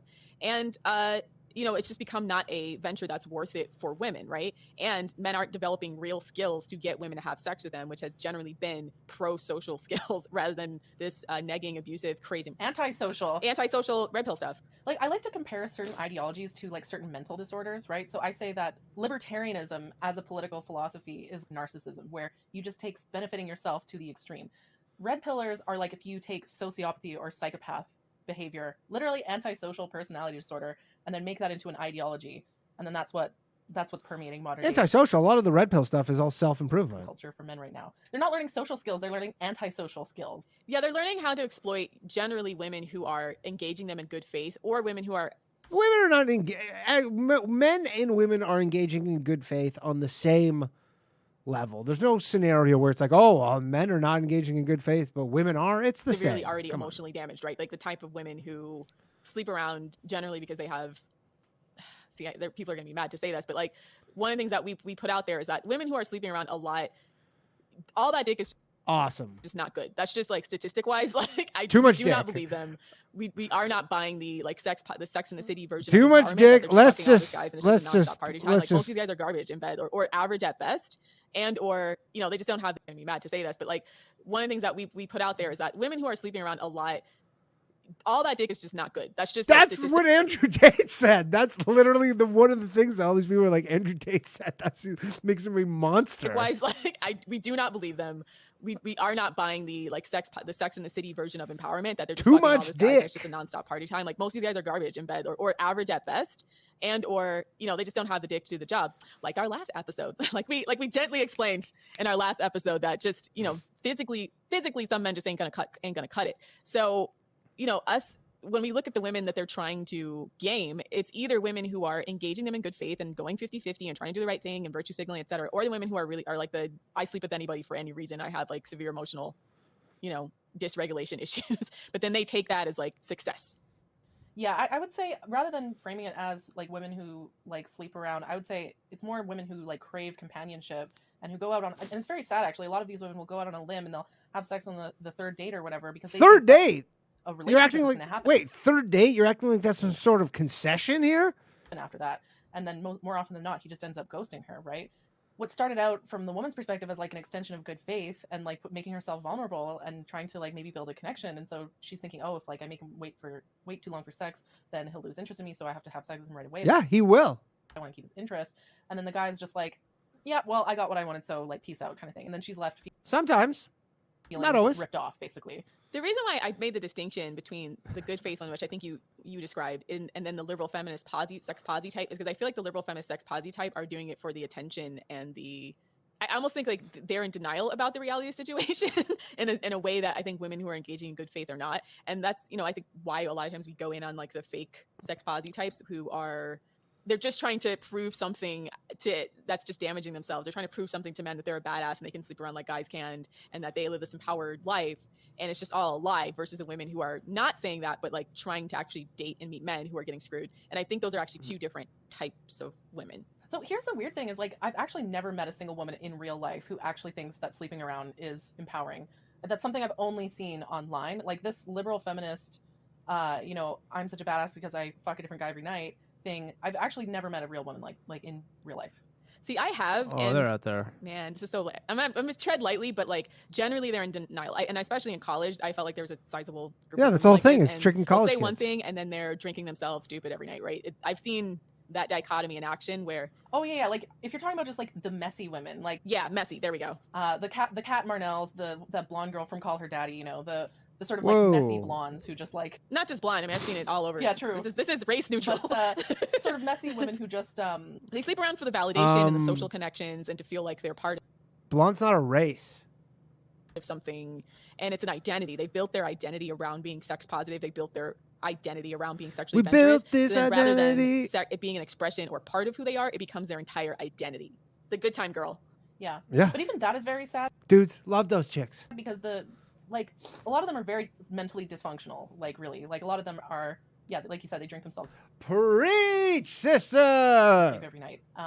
If you see them on social media, they're talking about how they don't give a fuck, but then, you know, especially if you were dorming with them or you're friends with them long enough, you just start to see through the cracks in their bullshit where, you know, for every guy, like they are crying over the fact that some of these guys don't call them back, even though they're all on social media, like on to the next one, you know, men are like buses. They come every 15 minutes, you know, and you just kind of see they've created this identity that I'll suck any dick anywhere, or I'll do whatever. I'm down for whatever. I'm this, and like I'm better than everybody else because I got mean, it like that, and all these it's guys a want type me. of being It's better. kind of like, I don't know if you guys have Maury Povich out where you are. If they used to have these like out of control teen segments, and like in hindsight they're super problematic, but especially because most of these like they're literal kids. They'd be like 13, 14 years old, but you just see them engaging in this like reckless wild behavior, and they'll be like, I fucked a guy for a cheeseburger and what, you know, and then like and then in your head you're like, girl, why? Girl, I doing mean, this? My point being that famously the Cash Me Outside girl who made like $50 million last year. these people do exist, but I feel like they are vastly overrepresented in media. Okay, yeah. First of all, because of how ridiculous they are. It's like their lives are a train wreck, and so they're weirdly like morbidly entertaining to watch. But again, like it's another sort of weird grooming thing. Like all of these people are out there, and you know, advertising this sort of idea on social media, and then it sort of trickles down to real life dating. But no, the women I know in real life who have casual sex, a lot of the times what they what ended up being casual sex is because they thought that it was the beginning of a relationship and the guy just ghosted. So yeah, so it seems like it's Yeah, I mean, it's you roll the dice. Maybe it's the beginning of a relationship. Maybe it's another not. thing where the loudest people are the ones that are actually the minority, but they seem prominent. But they're the ones forming the narrative, yeah. Yeah, they're the ones that the media keeps giving the microphone to. And I'm like, these women are mentally fucking ill. Stop letting them write this shit. Like, Preach, sister, preach. they're all on drugs. They don't know what they're talking about. Like, I don't really... Their lives are These chicks train are wrecks. super base sometimes. I guess they're supposed to be entertained, but like, they'll prop them up as sexperts, right? They'll literally say sex expert, dating and relationship expert. And I'm like, what about this person makes them an expert except for the fact that they have no self-awareness, shame, and are willing to do whatever with anybody? And I don't think that's a sign of an expert. I just feel like that's a person... That's just a reckless person, yeah. Yeah. You wouldn't call a person that just eats nothing but chicken fingers and McDonald's all the time a food expert just because they eat a lot of shit. Damn, You you're like spot on. like Martha Stewart, they're sampling the best shit, right? I want a dick connoisseur. I don't want like a dick glutton, right? That's actually such a good point. I would love to see... Yeah, I'm tired of listening to these dick gluttons, okay? These like McDonald's dick consumers, right? Yeah. I want to Stop see stealing more, her analogy. Like, women out there who are dick connoisseurs, like wine tasters. I only deal with luxury dick. I want luxury dick. If there are any dick connoisseurs in the comments, please let us know at Sound Off about your luxury experiences. We would love to hear them. I feel qualified after last week's episode. Yeah, and all our Yeah, these your girls do call themselves dating experts, but I guess they're saying they only have luxury there's some dick. dick connoisseurs in the comments of that article. Dick connoisseurs, yeah.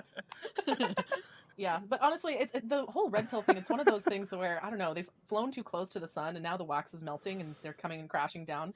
Like women are, because so many red pillars are prominent social media personalities, like women are wising up and are learning these tactics, right? Like if a guy tries to neg me, I'm like, block and delete. Yeah, Block they're and gonna go out delete. sad, and I feel bad for him because again, this isn't the 19. I mean, it is a powerful strategy against, but again, like I remember when the game came out and stuff, and after that, and then like you see guys neg, and then girls knew about the negging, and then they'd neg you back, and it was just two pieces of shit, and then they ended up having sex at the end of the night. They're banking on I'm going to be 35 and my options are really going to open up. And let's just keep it a buck. If you're attractive, you wouldn't have gone to the red pill in the first place because you would have already gotten a lot of women. And if you think you're going to substantially increase your sexual market value over a certain age to anything other than women of your age, like you're just kidding yourself. You're not Tom Brady. Let's just keep it like 100%. Whoa. Even all these guys that are handsome and rich and have everything these guys wish and think they want, they're generally married to age appropriate women, right? Like they're married to probably equally attractive women, but you just are not seeing like gargoyles get super hot wives unless they're like ridiculously wealthy and powerful, like Harvey Weinstein. Literal billionaires, yeah. Yeah, The rest that's of how these that guys, works. it's just not the way it works. That is how it works. So just to wrap it up and tie it back to the theme of the episode, which is why are men nowadays so low value? I guess it could be summarized as men are just as misogynistic as they've always been, if not more so. The only difference is that now they don't have any of the benefits that would normally come with the traditional, male role. They've got all of the misogyny of traditional gender roles, but none of the positive masculinity, like paying for dates or building a house or fixing your car or, being a supportive father and community member and so on. And so a lot of women are just realizing that men ain't worth it. Most men nowadays just don't have anything to offer a woman. All they do is consume and take and take and take, and they don't give back. They just don't do reciprocal relationships. And so I'm glad that more and more women are starting to realize that and are realizing that there's more to life than finding a man, and that it's better to be single than to be with a low value man. Please check out our Patreon at patreon.com/The Female Dating Strategy, as well as our website at thefemaledatingstrategy.com. All right. That was episode 11. That was a pretty good episode. I must add, that was an excellent episode of the Female Dating Strategy. Please throw this stream a like, and we're going to start episode 12. Let's get to 150 likes. Has YouTube given away the subscription? Does anybody know? Did I miss it? I don't know how that works, but the YouTube should on its own just give these thing away. Oh, this looks like a banger episode. Episode 11. FDS gets entangled with sex work Twitter. Oh shit, they're about to find out that sex work is real work. Hold on, let me just modify the screen here. And we're gonna take, I don't have any break music set up, so I apologize for that. This is a new graphic. Why are they fucking with the graphics? Nobody asked them to fuck with the graphics. These graphics are fine. Anyways, there we go. I am going to go. It was a decent one. I'm going to go grab a White Claw because I think I need a drink. I'll be back in 30 seconds.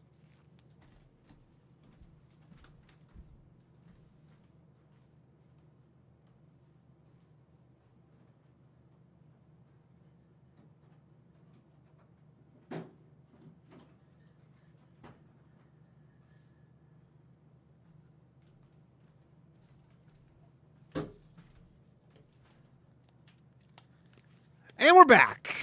Got my White Claw. Little watermelon lime smash. Never fucking even heard of that. But these women cause me to drink. Gerard, B plus episode, you thought?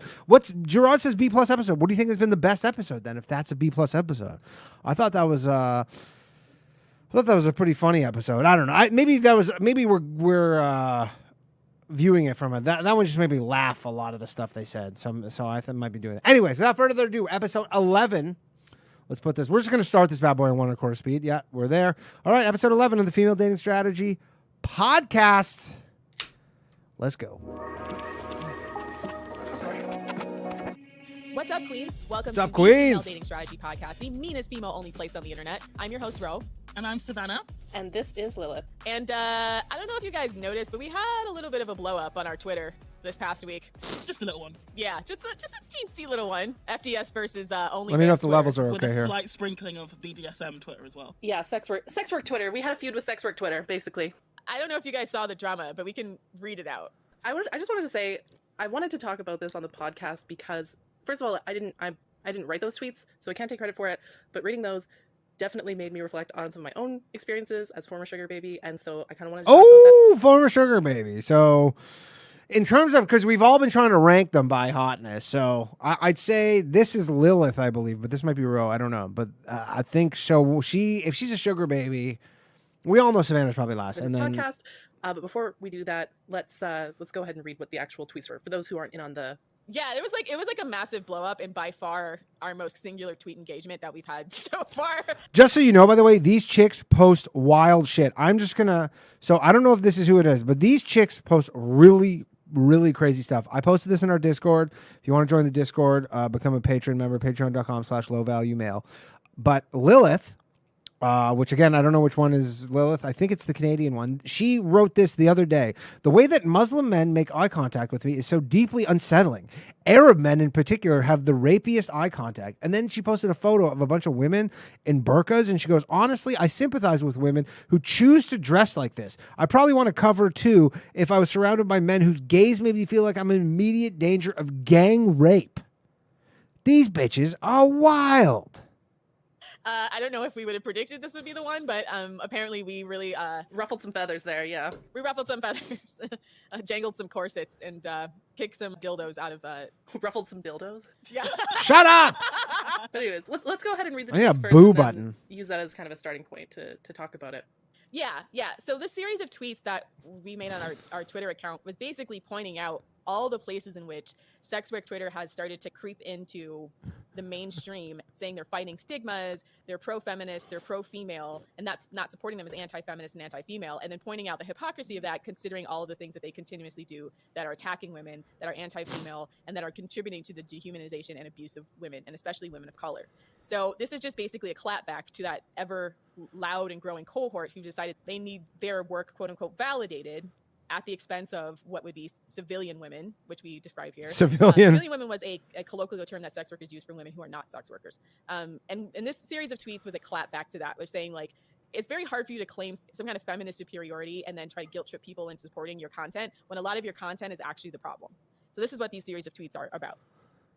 So just brief history, the entanglements between sex work Twitter and FDS has come in the form of media critique from sources like Vice Media and other sources of women's media that have been pushing the pro-porn narrative. So if you notice in our tweet history, we've posted different articles and excerpts from Vice, from Mashable, from Allure, from different magazines that have had these like narratives where they're grooming or pushing girls into sex work or trying to obscure the reality of I'm gonna try to find these to tweets. create an empowerment narrative. And so for a lot of our people that follow the subreddit, they know a lot of times we post tweets like this to be somewhat provocative on purpose to point out the hypocrisy. So we've had actually a history of doing that. It's just that this set of tweets blew up in particular because a lot of sex workers started to jump in and respond to it versus the other ones where. All right, get to the tweets. Okay, so Did I starting miss off some? with the first one, how sex workers can support civilian women. Number one, stop making content that sexualizes rape, pedophilia, incest, misogyny, or racism. This is normalizing and reinforcing harmful stereotypes which contribute to civilian women's abuse. Yeah, see, I don't see what's offensive about that. It's like, don't be racist and don't be misogynistic. oh my God, that's so offensive. Like, what? No, right. I think a lot of the I found it. came from sex workers who were accusing FDS of blaming them for Like men's depraved sexual desires. Yeah, exactly. But the thing is, though, they create the demand as well. The demand. It's a cycle. You know, men demand it, they provide it, and then men Demand. demand it some more. They're happy to continue providing it. So, you know, they are complicit. You know, whilst we're not saying that they invented, you know, racism, paedophilia, and incest, they are complicit in Catering to those desires, yeah. Yeah, exactly, and essentially normalizing it in Ew, sexual don't activity. normalize that stuff. So a couple of different angles of criticism that we got from sex workers were either like, oh, it's just fantasy and you can't compare fantasy to reality, and these types of things have no effect on real women. And we posted a lot of different studies that showed that, yes, in fact, that porn is regularly depicting criminal sexual activity as heteronormative practice, meaning like they're normalizing what would be criminal sexual activity. That's stuff like creep shots, that's stuff like rape, that's stuff like pedophilic grooming. Makes stuff like somewhat of a misogyny, point. and also racism, and we've seen stuff like I think I haven't seen so much. I've seen a little bit. Trump administration, this surge in the See, ICE detains migrant worker. So I have seen some racism pornography, but it's always been, yeah. I guess it's usually white on. It's always like a white woman and a black guy, but it seemed to kind of be like the shtick there, if you know what I mean. All right. Porn, which is particularly horrific because a lot of women in ICE custody were raped by ICE agents.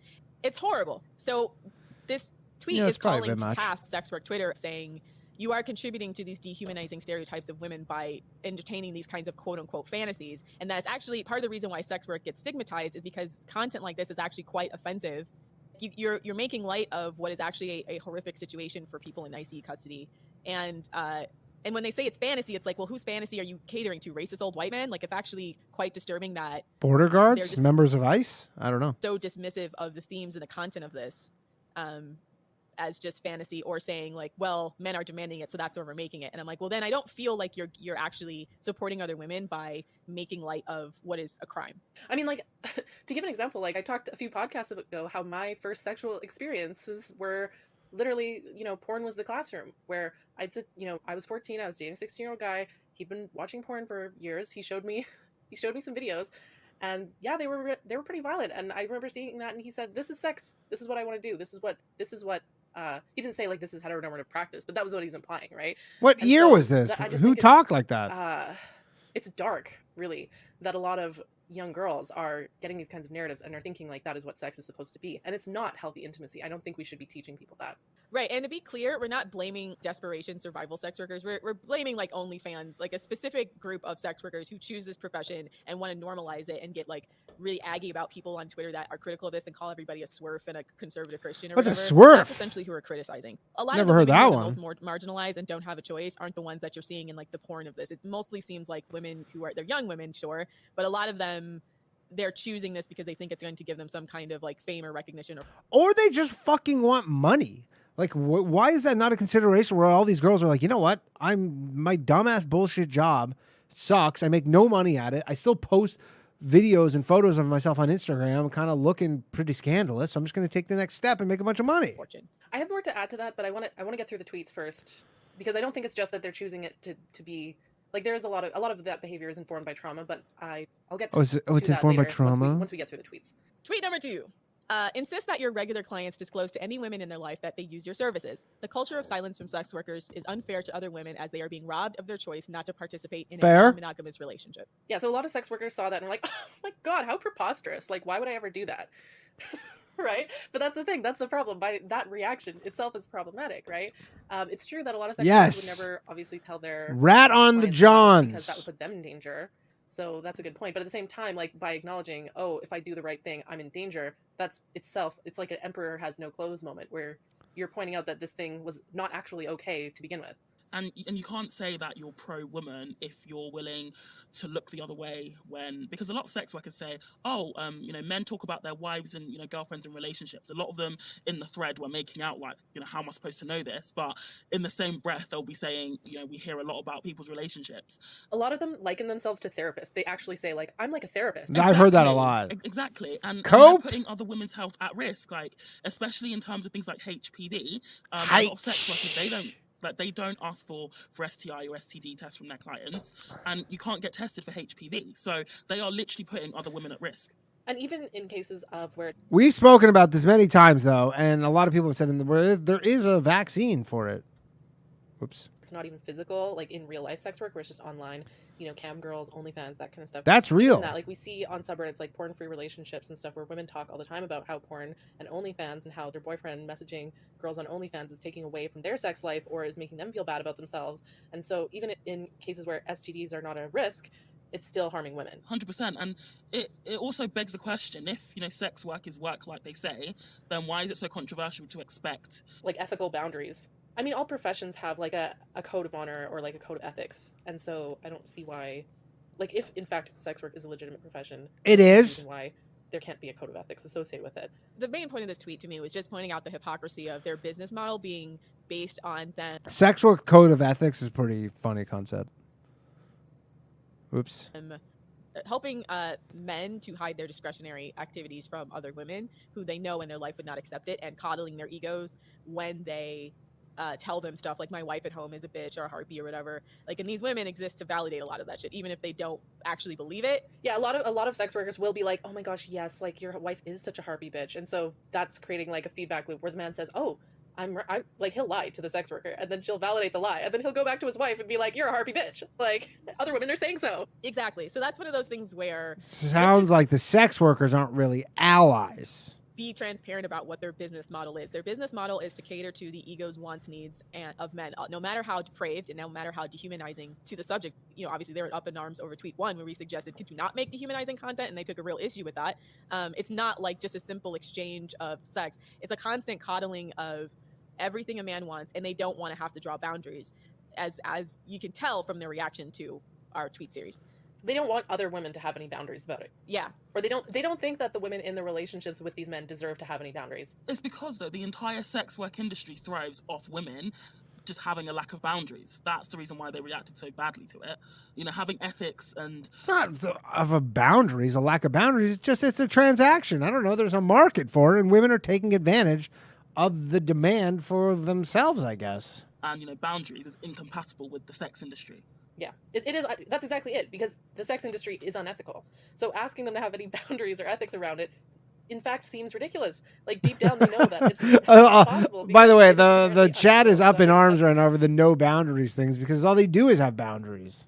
The whole thing. Well, boundaries sounds absurd. Yeah, because the product they're selling is the dehumanization and disrespect. Yes. I think they don't want to admit that. So that's why they go into the narrative of, I'm a therapist. But when you ask men why they visit a lot of these women, it's specifically because they don't have to respect them as people, right? Because they're an object to them. And a lot of times they know the stuff they're doing is fucked up. And they're like, well, I would never do this to my wife. Like, because they want the experience of being able to feel a certain way at the expense of women. And to not care about them. They say, like, you pay... It's a transaction. That's all it is. A prostitute to leave. That's why you pay her. Yeah, that's the business model. So yeah.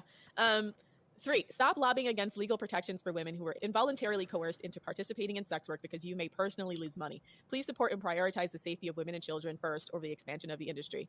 Ooh, there's a lot to say here. This also has a history of entanglements with FDS versus sex work Twitter, which started actually during the lockdown, where sex workers started lobbying the media. And there was a couple of media pieces that we critiqued where they were saying that they were essential workers. Oh my God. And that they should...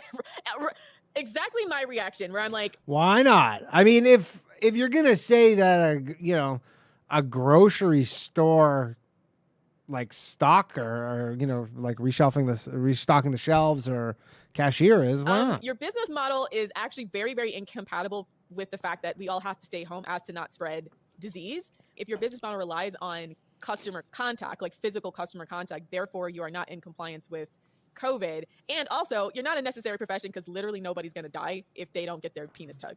And no one's entitled to sex as well. So it's not essential that you have sex.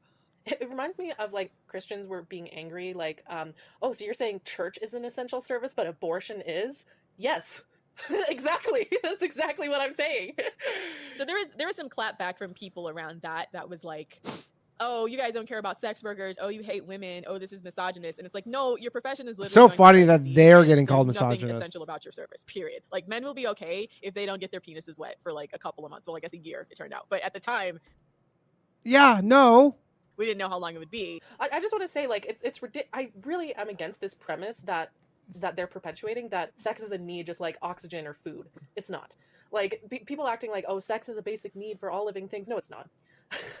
A lot of animals in nature She's will like, go through their entire lives yeah, not no, it's not. I haven't had sex in 14 months and 23 days and 7 hours. So yeah, no, it's not. mating. Like a lot of male animals, especially, they'll go through their entire lives not mating, and they're not like dropping dead, right? A lot of humans don't have sex, and they're fine. Yeah, like, are you really telling me like all these monks in monasteries, all these like nuns in convents throughout history, they were just like just like dropping dead here in front, They're on the verge of death. on the verge of death their entire lives because they're not getting laid? Like, nah. Yeah. So sis, slow your roll. The second Slow your insane roll, thing with sis. SES and sex work Twitter was obviously we've been very vocal in our disdain for the porn industry, and there's been a few people Hate the who porn have been really industry. instrumental in putting the spotlight on tube sites like Xvideos and Pornhub, and one of them being Layla Mickelwait, which we hope to God we can get her on the podcast one day. But she was really instrumental. She went after Pornhub, started highlighting all the ways in which they were not responding to women who were being trafficked, how they had child pornography on their site, how they had rape on their site from women who had documented it was rape, and how unresponsive and unsympathetic they were to women who were involuntary. In other note, though, actually, Pornhub's Instagram account got taken down today because of all this stuff, actually. So this girl is doing some shit. She's making some waves. Posted on their site. And there was a New York Times article that came out that did a profile of a lot of these girls, some of which who were underage, who were taking pictures for their boyfriend, and some of them they didn't take the pictures. Their boyfriend might have snapped it of them when they were having sex with them, and then uploaded it to the tube sites, and how the entire process of trying to get it removed, only replicated, and now forever and ever, their lives have been affected by the fact that they have sexual imagery of them on the internet against their will. So sex work Twitter came out when Pornhub was trying to restructure their business model and get rid of all this rape and involuntary porn, and created this conspiracy that this was some kind of Christian right-wing conspiracy against them. And they started doxing and harassing some of the women who came forward in the piece. That's fucked up, sex work Twitter. That's pretty messed up, sex work Twitter. They were explicitly going. At the end of the day, these things just become like any other organization that there's a lot of stakes and there's a lot of money involved, and they act the same saying way. that, changing this is going to affect our revenue. This is just another way for them to criminalize sex workers, and basically prioritizing their own pockets over the fact that a lot of people are feeling it's far past time for Pornhub and the other tube sites to try and mitigate the type of content they put on their site. So that was a thing that did happen. It was blue check sex So that's a thing. work Twitter. So it wasn't just like random anonymous people. It was prominent sex workers on Twitter who were attacking Layla. There's Mickelwait, verified who were sex attacking, workers? I guess Nick porn Kristof, stars. who's the author of the he was attacking the author of the New York Times article about the involuntary porn on Pornhub. And to me, they're a part of the problem. They're basically saying that, like, oh, this is going to affect the way that we make money, so you guys can't do this because, haha, what about us, right? And so this tweet was taking issue with the fact that they've gone from just like advocating from basic protections for sex workers to this entitlement from this idea that we have to expand this industry, no matter how many other people it hurts to expand the industry. Yeah, that reminds me a lot. Okay, so for those of you who don't know, in Canada we have the oil industry. There's mainly in Canada? Alberta, and so Albertans have this weird like pro-oil This is the Canadian section of the show. culture because a lot of them work in the oil industry, and so whenever there's any kind of environmental protection, like, hey, maybe we shouldn't like make the world, maybe we should fight climate change. Every single one of them, like, there's this whole culture of like hating environmentalism in Alberta because they Yeah, because they're all goddamn fucking Kremlin assets. personally might lose money. And so, yeah, I just want to tell these people, like, just because you personally might lose money does not mean that these, you gotta take a step back, look at the bigger picture, have a bird's eye view of the thing. It's not just you personally being affected, like, it's affecting other people as well. Yeah, they're basically capitalists. And some of these people I suspect are sock puppet accounts of pimps, basically, or men. But like for the ones that were legit, like blue check verified, it's been very clear that it stopped being about protecting women in the sex industry and started being about protecting the almighty dollar and the ability for these women to make money. And no industry has the right to make money at the expense of anybody else. Yeah, sex industry, oil industry, It's kind of libertarian, isn't it? doesn't matter what industry you're in.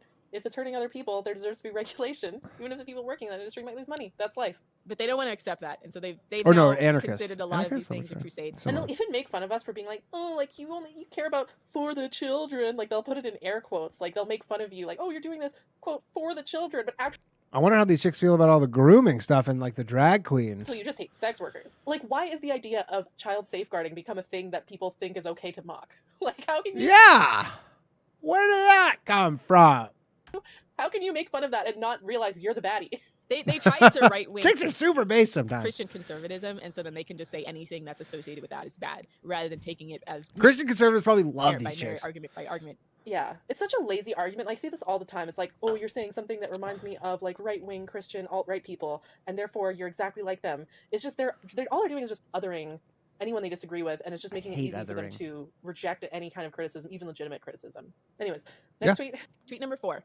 Please respect the anonymity of women who speak out against the sex industry but don't want their identity to be publicly disclosed. Don't put them in danger by attempting to dox or silence them or smear their reputation as part of some conspiracy group. Which just goes back to what we said before, is that they were trying to dox some of these girls and women who were being anonymous as part of the Pornhub story. But for a profession that prides itself on discretion, and even in places where it's legal, like the UK, you'll find a lot of sex workers choose to be anonymous. It's absolutely abhorrent that they would be doxing these women. Doxing victims of child porn. Like, that's so fucked up. Especially when they are pretty raging. reasonable. They start raging and freaking out if clients dox them. That's what really opened my eyes to like, okay, this entire feminist argument is actually being pushed by big porn because they tip their hand by being too transparent in their capitalist interests. These chicks are going to have a show on like the Daily Wire in a year.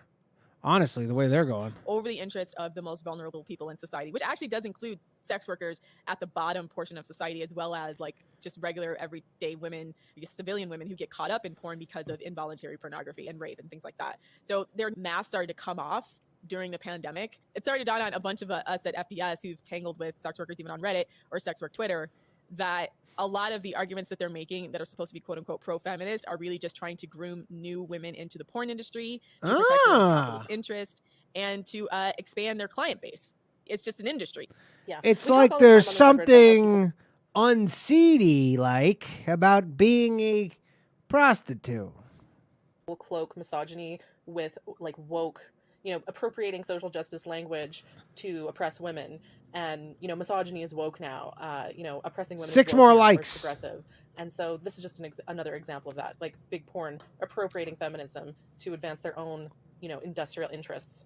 And then a lot of these women on Big Twitter, porn. or, the blue check, whatever, Twitter, they're complicit in that. They're like the Serena Joys or the Aunt Lydias, for those of you who watch the Handmaid's Tale. They're the people within the system who are like a step up above, the handmaidens or the other women, and so they want to maintain their position of relative privilege, I guess, or whatever. Absolutely. Crumbs that they get from the patriarchy, they want to hold on to that, and so they dunk on other women to make themselves, to I guess, elevate themselves. So there's nothing feminist about it. Like, don't be fooled. So moving on to tweet 5, if you want to talk about your profession publicly, please fully disclose the hazards of the job as well as acknowledging when your privilege affords you atypical opportunities. Help civilian women consider sex work make a fully informed choice.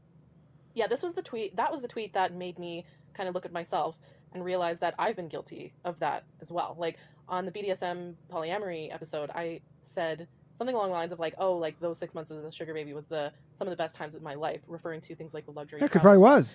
And in hindsight, and I realize it's pretty irresponsible of me to say that. And so I want to take the opportunity in this episode of the podcast to sort of clarify some of those statements. No take backs. You said that those were some of the funnest, best times in your life because they were. You just know that maybe in hindsight, you shouldn't be encouraging that kind of behavior. Drawbacks that I didn't talk about in that episode to give a more complete picture of any like girls maybe listening, more so they drawbacks. know that it's not all sunshine and rainbows. So we'll wrap up a tweet. Sounded pretty fun. Go into your story. So tweet 6. Finally, remember that supporting women is a two-way street. The expansion of the sex industry harms many more women than it helps. So those of you who manage to build a successful platform, be sure to center marginalized women in conversations with your clients. This pushing back on the idea that all sex workers are marginalized. There's more like women who are in the porn industry who are household names than a lot of other industries at this point. And they don't use their platform to talk about actually marginalized sex workers, like women who would otherwise be homeless if it was not for, or who are homeless if it was not for sex work. And the reason I say that is, there's no homeless women. I mean, I'm not even going to get into it because this has become. I'm actually noticing this recently. This is kind of like a bit of a hacky joke topic because I've seen a lot of people cover it. But like, there's no homeless women. If you're homeless and you're a woman, it's temporary at best, and it's one of the easiest things to get yourself out of.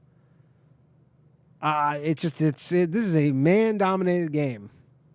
it seems like this group has been co-opting the victim language of truly marginalized people in order to never take responsibility for their content. Like, kicking it back to tweet 1, where they act like they have no agency over the content they produce. And when it's clearly a choice for a lot of these women, like there was this one dominatrix that went off on us. She had an article where she talks about being in grad school and then like losing her. A professor withdrew from recommending her because she found out that she was doing dominatrix work on the side, and she's like, "Well, I had to because I had to pay my bills, et cetera, et cetera, et cetera." And it came across to me like, do you know you're not the only person that's ever had bills? Like, or you're not the only person who's ever had to, you know what I'm saying? Like, take time off to work. There's a lot of people who didn't have the opportunity to go to school in the first place, but the way that they use the language as if like they were forced into sex work by economic circumstances, when for most of them, like they made a conscious choice to do that, to me, like is a way for them to not take responsibility for the content they produce or the choices that they make, right? And they compare themselves to women who are on the streets, a lot of whom came from foster care. Women who are generally in sex work, especially street sex work, they're basically the working homeless. Men's rights activists, they're groups always drug make a deal addicts. about the fact that 70-80% of men on the street are homeless. Like if you're doing sex work and you're not like trapped in like a cycle of addiction, you could get off the streets pretty quickly. But that's because most of the women get into sex work, get into prostitution specifically, and end up having places to sleep off the street because it's very dangerous to sleep on the street. So they'll sleep, in John's houses, or they'll make enough money to just have a place to put over the roof of their head. But essentially, they have the same kind of social issues or personal issues that prohibit them from getting gainful employment, like a lot of the homeless men do, which is primarily mental illness, a lot of emotional trauma. A lot of these kids came from the foster care system. A lot of them are addiction, yes, chronically ill. And so a lot of these people get into sex work because of issues that they have that prevent them from getting other types of gainful employment.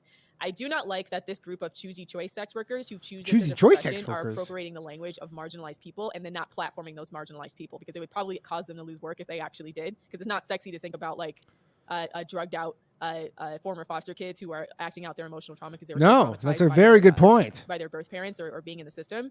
And so this tweet is basically pointing out that hypocrisy of just saying, listen, there's a bunch of sex workers that have like 100K followers on Twitter, millions on OnlyFans, a bunch on Pornhub, on TikTok, and none of them talk about truly marginalized women. They don't, because it fuck up their business model. It's actually worse than just not talking about marginalized women. They do talk about marginalized women, but they only do it in a way that is self-serving.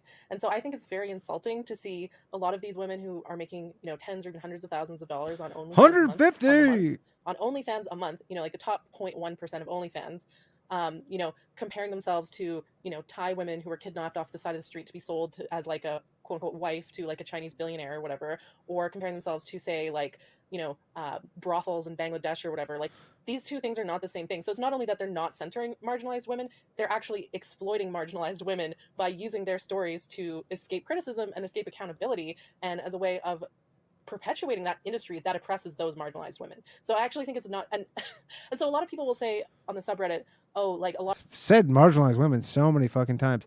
By the way, for the gift thing, you got to turn on receiving it to be eligible, but I don't know when they give it away. These even privileged sex workers are doing it because of trauma, like maybe they were molested when they were a kid, or like, economic privileged sex coercion, workers? like that kind of stuff. Here's the thing, like it's possible to be exploited and also to still be an asshole. Yeah. Sure. Facts. I had this line on the subreddit that people Facts. where it's possible for it to be someone who's exploited and also be an asshole. Being an asshole doesn't mean they're not exploited, but being exploited doesn't make you not an asshole, right? Like if you're exploited and you're doing harmful shit, you're still responsible for it. And the reason why this makes me so angry is because I've heard this line from people who have abused me in the past, where they will say like ex-boyfriends or whatever, being like, oh, I had a hard childhood, or I've been through this, and oh, I had a bad day, that kind of stuff. Like abusive people will literally say like, I am doing this because I was traumatized too, and that doesn't make it okay, right? Like it's when you're using your own abuse or your own trauma as a way of perpetuating abuse against other people, that needs to be called out. That is not fair. That is pretty fair. That needs to be pretty fair. That's actually even more of a reason to hold them accountable. You said it perfectly, Lilith. Thank you. So you said it these perfectly. Tweets, the series of tweets actually got me to think about myself and my own experience, and thinking about how I've done some of those things as well. But before I go into that story, a quick message from our sponsor. Some of these things are so painful to think about. Like, it's actually crazy how the brain will block out certain negative memories. They have a sponsor? Just to sort of like help you get through the day. And so when I look back on the sugar baby stuff, but side note, like some people think that being a sugar baby isn't sex work. I think it is sex work. It's 100%. Being a sugar baby is sex work. That is the most cutesy way of referring to yourself as a part-time prostitute. It is definitely sex work. babies will even say like, I'm not a prostitute. Like, my sugar daddy pays for the privilege of my company. If we have sex, it's because I want to, and not because he's paying me to have sex with him. And that's a complete lie. Like, I can speak Yes, from it personal is. experience. Like, You are correct, when I was- sir. when you're with a sugar daddy, you don't have the option of saying no. Well, that's just the end of the that's transaction. The first negative thing I wanted to talk about is it's very unsettling actually to be in a quote unquote relationship with someone where you do not have the option of saying no. It would be Well, like you're not these in a marriages where relationship. the man wants A sugar baby is not a relationship. It is a business arrangement. It is not a relationship. It's a relationship as much as a business has a relationship with one of their suppliers. but the woman, for whatever reason, doesn't want to because she either is not feeling emotional intimacy or whatever reason, right? She doesn't want to have sex. He wants to have sex, so he wants to compel her to have sex. A sugar baby sugar daddy relationship is one of those relationships where she is compelled to have sex whether she wants to or not. And so I actually get really annoyed when I see other sugar babies being like, oh, no, I can say no if I want, or this is my choice, or I'm only having sex if I want to. I'm not a prostitute. That is a complete fucking lie, and it's actually dishonest to tell other girls that, because young girls are going into that thinking that that's what the expectation is, and then they're confronted with the male clientele that they don't see it that way. Like, they think that they're paying for sex, and if you don't give them sex, they will fucking rape you. So I don't think that is a responsible narrative to be spreading. So yeah, that's the first thing I wanted to say is that, first of all, every single time I had to have sex with my sugar daddy, I had to be drunk because he was old and he was repulsive to me, and it was just impossible for me to I had to get the beer goggles on, right? And of course, like 19-year-old me was like, 19. Like I had to get sloppy drunk every single time we had to fuck. And the thing is he actually really loved that. Like he specifically enjoyed me being sloppy drunk and having sex with me. And because there were some days where like the next day I'd be like, oh, I'm really sorry. Like I got like way too drunk last night. That was irresponsible of me. And he said, I'm actually like cringing, and it's hard for me to say this. Oh, please don't cry. Out loud, because he would quote unquote, it's supposed to be a comedy podcast, for Christ's sake. For me, by saying that, oh no, I actually love it when you get sloppy drunk like that. In fact, I have this fantasy, every time I go out and I see all these like, college age, like young, beautiful American girls getting, Yeah, what's a sponsor? And this segment is brought to you by Roofies. Roofies made by Pfizer Genentech. Ask your doctor for Roofies. Super drunk. I always fantasize about being able to like pick one of them up and like date rape them. He didn't use the word date rape. Whoa! But that's what he's describing. He's describing like, I would love to be able to pick up a drunk tourist and have sex with her when she's sloppy, drunk, and won't remember, and take advantage of her. And so like the fact that he told me like that is his kink, that is his fantasy, and he liked the fact that he could act out that fantasy without any consequences with me. Side note, like I'm not American, I'm Canadian. That's the most offensive thing in all of this is they called me American when I'm Canadian. Oh, I hear you, sister. But, Hey, I don't blame you. It's pretty trash over here right now. Yeah, not all the time, but right now. Love America. Yeah, Don't so let he's like- America. Don't let them bring you So down. it Greatest feels nation on earth. inappropriate that I'm laughing. I don't know. I use humor to sort of get through the trauma. But yeah, anyway, so I use humor to cope with trauma. So when people say I'm funny, I'm like, that's because I'm dying inside. It's just because they want to have sex with you. It's not. Anyway, so yeah, he told me like, oh no, I actually love when you get sloppy drunk because it's my fantasy to like pick up drunk tourist women and like date rape them, and so I'm glad that I can do that and pay for your silence, like, so. And the fact it's very fucking predatory, and that's what I mean about like, when in the tweet that said stop making content that normalizes things like rape or abuse or misogyny and that kind of stuff. Like, it's really embarrassing for me to look back and.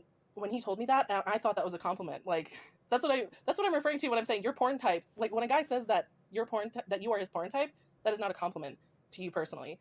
That's like a statement of his own depravity, and it is fucked up to. Well, everybody's got a type. Complicit in that, and I'm sure a lot of sex workers, if they hear this, they'll think like, oh, like you're actually doing a service because by having sex with you when you quote unquote consented, and then he's not going to be out there doing that to like women in real life. I mean, first of all, there's no guarantee that he wasn't actually doing this to women in real life. He probably was. It happens all the time, like drunk tourists getting picked up by men and being, like, fuck. In some cases, there was that woman in Australia who got like strangled because she was a tourist and she got picked up and she died. Yeah, well, it happens for sure. Like this kind of like, these sorts of things do happen, and it doesn't always end. Yeah, there's people want more jokes. There's no jokes to be had here, unfortunately. This is the dark segment of the show. Realize that Guys, if we thought we were going to listen to 50 some odd episodes of Female Dating Strategy and it wasn't going to get dark at some points, then we were just lying to ourselves. So what are some? Yeah. So there's other things that happen like sexually that that's like too hard to think about, but that I won't get into. But that was the main one that I wanted to draw attention to. But anyways, I have some notes here. Notes. Oh boy, just hit us with the notes. I wanted to talk about like coping and how so much of the lies that we sort of tell ourselves about these things, and how the brain sort of tricks you into being okay and I hate the to brain. unpleasant situations.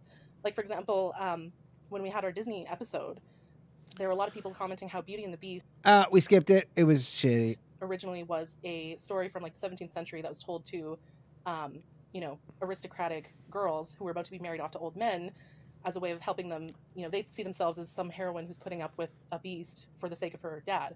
And so it's the Interesting. Actually, we missed that part, but that tell is kind ourselves of these interesting. fantasies or these stories as a way of 1.5. I could do making ourselves 1.5. okay with the way with the fact that we're in a fucked up situation. Or the Let's fact try that we're 1.5 fucked for a up, bit. right? And so that's what when we at FDS are calling out these narratives. That's a little too fast for narratives, me. propaganda. That's what we're talking about. We're talking about these sort of stories that we tell ourselves to make ourselves feel good about something bad. Like just because we tell ourselves a story about something bad to make ourselves feel good about it doesn't mean that it's good. It's like it's actually very Orwellian. Like, you know, it's not it's not the 1.2 bad thing that's 1.5 bad. a little It's the too way fast. we think about the bad thing that's bad. So if we change the way that we think about the bad thing, that will make the bad thing good, which is not how reality works, right? Could be. What's disappointing about it is how much. What it is becomes reality, all feminist man? Media. I would expect that from media that was run by men or fairly neutral, but I've seen prominent feminists push these narratives, and you have to wonder like where their motivations are. I mean, we're at the point now where we have to argue against feminists who are focused on the idea that the sex offender registry isn't fair to men who are on it, and I'm like, why is this a feminist concern, right? Like who dropped in and created all these boundaries and rules about what feminism should be that so often seems Well, to because there's just a general concept of fairness, I think, and they're trying to say that, you know, we want everybody to be treated the same. be cope or not actually beneficial to women, and you can't help but feel that there's like either male mouthpieces behind this, or they're just pick-me's that basically take everything that men say at face value and then rationalize it, similar to like the Beauty and the Beast story. Yeah. And so a good example of this for any listeners here, I really recommend going on YouTube and looking up Dr. Ramani. The title of this video is How Does No Being thanks. with a Narcissist Affect Your Body, Mind, and Soul? And even though it's about narcissism, I think what she describes in this video is very apt at describing how your body and your mind responds to any kind of like abuse or unpleasant situation. And so in this video, she talks about how the mind is very flexible. It will rationalize and make excuses and go through all these crazy mental gymnastics when you're going through something traumatic as a way of making yourself feel okay about it. But the thing is, the body is more honest. And so your trauma will manifest itself as physical illness. And then the soul, she talks about the soul, the idea of the soul, the psyche. You know, some people are critical about the idea of a soul to begin with, but what she refers to the soul is your sort of essential self. And she talks about how the soul will respond. It's also honest in some ways like the body, but it's also dishonest in some ways like the mind. And how the soul, when you're enduring a traumatic experience, you will lose authenticity. You will lose your essential self to force yourself to adapt to a bad situation. And so that's really what I see a lot in sex work Twitter, is that they're so fucking phony. That's really what it is. Bunch of phonies. Bunch of phony prostitutes. They're real prostitutes, but they're phonies. Lose authenticity. Someone pointedly wrote on the subreddit about how a lot of it is just because they're trying to get money, so they have to present the image of the fantasy so that men will want to be with them. And I even saw a sex worker on Twitter Business. who didn't like our big dick episode, who was like, she basically made an all dicks matter argument, and it was like, All Dicks Matter is a hilarious t-shirt. Oh man. You know what? I dream of the day when I'm just going to have t-shirts on demand like that, where I just think it, I go, that's a funny t-shirt, and then boom, it's not okay available. to body shame men, and that like little dicks can be just as good as medium-sized dicks or curved dicks or whatever. And I was like, I know you have to say that you like all types of dicks so that men will purchase your services, but I find it hard to believe you have zero penis preferences. If you've been fucking a lot of guys, you have got to have some preferences there. But, you know, it messes up their business model to admit that, so they have to pretend. Well, the whole dick rating industry, you can't just all of a sudden say you like some and you don't like others, because guys are out there dropping some serious money on dick ratings. I can take any dick anywhere. They're in denial, right? Can I make that's it exactly louder? they're in I denial about their can't. situation because they're in a business where you're not allowed to have any choice. You're not allowed to say no because you're getting money for it. So you have to be okay with whatever. And so you tell yourself like, oh, I actually love all of this. I don't have any preferences. You almost like compensate for the fact that you don't have any choices by saying this is my choice. It's very, like I said, it's very Orwellian. But anyways, but back to the mind, body, soul. Yeah, I turned up the ladies a bit. Or me so, down. yeah, like the fucked up thing is like in the moment you don't even realize that you're being traumatized. Like I said, 19-year-old me was like, oh, like free alcohol. Like, you know, I don't even realize that I'm doing things that I'm going to be paying for emotionally later.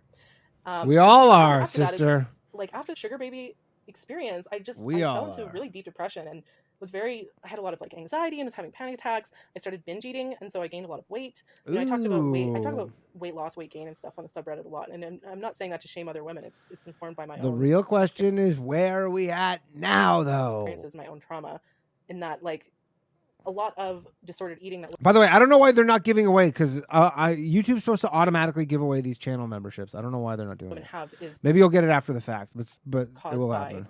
trauma. And it's something that, you know, it doesn't mean that we should be celebrating disordered eating. We should be acknowledging the trauma and, you know, addressing Acknowledge the that trauma. But anyway, so yeah, I gained a ton of weight, you know, feeling like shit for like years after the fact. And so looking back on that, I'm asking myself, like, was those 6 months of luxury travel and having a nice apartment and designer purses and all that shit, was that worth like the years of therapy and like subsequent abuse that I tolerated from men for years after the fact? Was it worth it? No, absolutely not. Like in the moment, Well, but you might have still lived that whole aspect of your life, even if you didn't do that 6 months. it was fun. But then after the fact, you know, your body keeps score. There's is it Gavin DeBecker who wrote The Body Keeps Score? Or is that a different one? I think that's a different author. Hold on a sec. Let me Google this. Gavin DeBecker wrote a different one, I think. Bessel van der. Yeah, so The Body Keeps Score, Brain, Mind, and Body in the Healing of Trauma by Bessel van der Kolk. So even if your mind is in denial about something, the body keeps score, right? Like you end up internalizing that trauma whether you are aware of it or not. And so everything I quote unquote got out of that experience, what I thought was glamorous, or, you know, I thought I was like so much better and like owning my ex-boyfriend who wanted to do poly by doing this stuff. Yeah, But, get back at your ex-boyfriend by being poly with anything him. I got out of it, I paid back tenfold in, you know, therapy bills and putting up. And here's the thing, like in all of my subsequent relationships, I put up with so much shit from men because I thought I didn't deserve better. And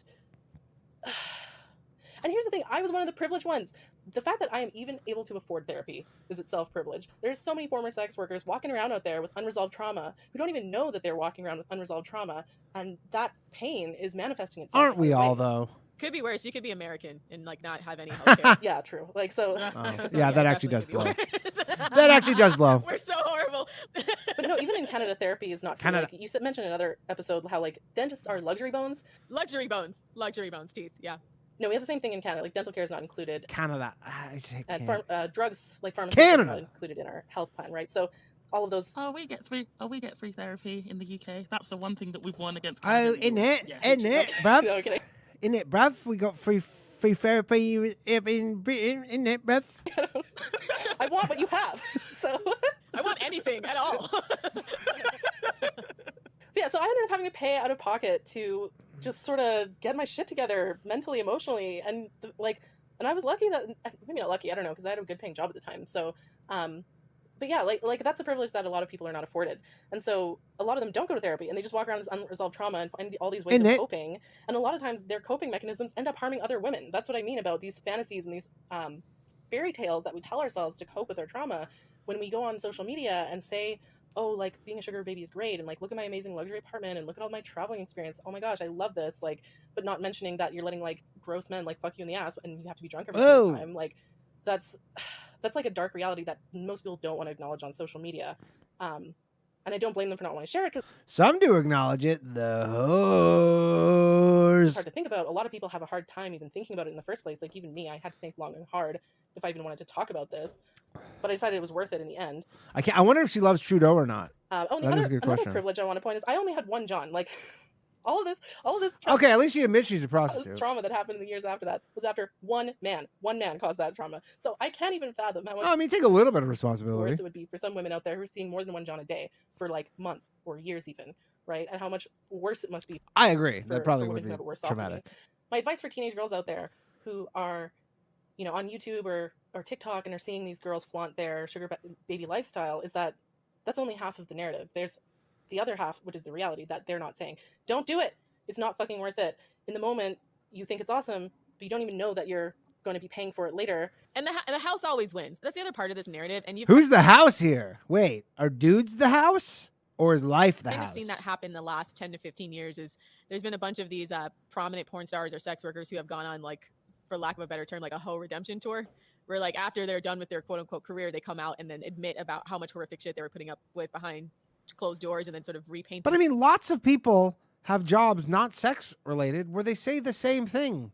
You know, like you work some job and you go like, yeah, I was It's terrible. I have cancer now from working in some asbestos narratives facility. to show where they were exploited and how they were victimized, and that's been people like Women are not the only people who are exploited. Holly Madison and Mia Khalifa and Jenna Jameson, people who were really big porn stars in the 90s, early 2000s, and then they start to go to therapy and unpack how they ended up in the sex industry. And you find out from people like Holly Madison that like Hef was docking their pay so they wouldn't save money, like all the control he had over their lives. And you have to understand that this entire industry is run What do you mean he was docking their by pay? men. So you can't win in an industry that is made for and by men, because the house always wins. So as much as like a lot of these, But so women men feel are the like house. the money they're making now is going to be okay. Like patriarchy finds a way to reinforce itself, whether that means that later you can't find a job because you did this porn, or you're never able to save money because someone like Hef takes like most of your savings, that like by the time you leave you're still as penniless as you were when you came into the play. Those girls have like the number 5 podcast in America right now. Actually, and they've started it.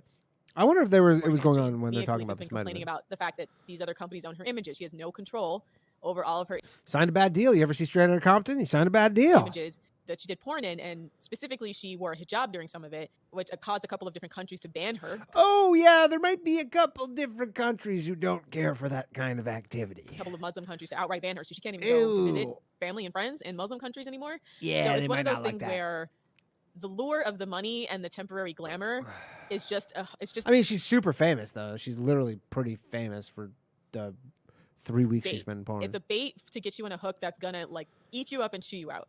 And I don't know that that's capable of changing as long as men are the primary customer base, which they likely always will because of how much more motivated they are by this stuff, and as long as men control the industry, which so far they always have. When Layla Mickleweight published all the executives behind Pornhub, every single one of them some like middle-aged gross looking scrote. They're all Scrote! only Roast a 30%. scrote. Yeah, the owners of the biggest porn sites. Yeah, the money trail always goes back to men. Yeah, every site. Always. What sites are there? You go, whoa! Like literally, it would be on the cover of Oprah magazine if there was some site. You go, look at the top 10 biggest sites owned by women. And even, I think, do you remember It's when newsworthy. Pornhub had an account that was like Pornhub Katie and everyone assumed it was a woman? Apparently it was run by a man. I'm sure. It always is. Oh, I'm sure. They just put a woman so it wouldn't seem as horrific. Because some of the stuff that account would come out with, it was very, very, very, very anti-woman. And I think it came out a few years ago that it was actually a man. Yeah, that doesn't surprise me at all. They were going on Reddit specifically and discrediting people who were talking about the traffic on the site prior to Layla Mickleweight really getting involved in the fight against Pornhub. Reddit literally had like Pornhub crawlers that would go there and then try to call all the people who were talking about the involuntary porn liars. Again, it was pretty transparent. It's fucked up to me that people managed to, like, Pornhub for a while there had a reputation as like a wholesome company, right? And so this narrative of like the porn site with the heart of gold is it's just marketing. It's just lies. It's just brainwashing. And so that's what I think about whenever I see these women talking about like I'm like the OnlyFans girl, the sugar baby with the heart of gold, and everything's so wholesome and fun and amazing. And knowing that that's part of the manipulation. And even like with sex work, I think, for example, like what you were saying, Ro, about the house always winning, it's also the narrative that sex workers work for themselves. I can make X amount of money in, I can make, what was it? Like, what did one of them say? Like, I can What make do they money make? what you make in 4 years. All sorts of... Yeah. Yeah. One of our mods did the math on that and was like, the median U.S. income is like $30,000 a year, and so you're really saying you make $120,000 a week? Like that's I'm sure some of them do. $6 million a year. Like that's not. Nobody makes that much money from sex. Yes, they do. Site owners. Exactly. Some of them do. And No, it's almost no, like no. an Some of them MLM, do. Recruitment propaganda because it's like, again, but you're not really working for yourself though, are they? You're working for men. The MLM is a great comparison, No. actually. OnlyFans. I mean, they take more money. Like OnlyFans, the cut is still in favor of the girl. literally an MLM, and so you have to understand a lot of these women who are going there. It's a pyramid scheme. It literally is a pyramid scheme. So all these women I going. mean, as on- much as life is a pyramid scheme, as much as being, citizen of a country is a pyramid scheme. saying, "Oh my gosh, like look all this money I made from OnlyFans." It's exactly the same as all those people being like, "Oh my gosh, look at this mansion I bought because I work for Amway." Like sign up. No, for, like, it's not. Because you don't get a mansion selling Amway showing your asshole. code. Like all these OnlyFans chicks will say, like, "Oh, make sure to sign up for with using my code or something like that," and they make money from anyone who signs up with that code, right? So it's important to understand these financial incentives. When you're financially incentivized. Everybody understands the financial incentives of OnlyFans. Show your butthole more, sell more subscriptions, get more simps, make more money. To do something like that. It's not always a good thing. But yeah. Anyways, but I want to go back a bit too. You really get used to some of this responses, one because and a quarter but speed. what I of was crap. shocked to see is how many women were Get saying used like, to it, oh, you though. just hate sex workers. Like, oh, you're just othering sex workers. You just think that you're better than us. Like, you're whorephobic.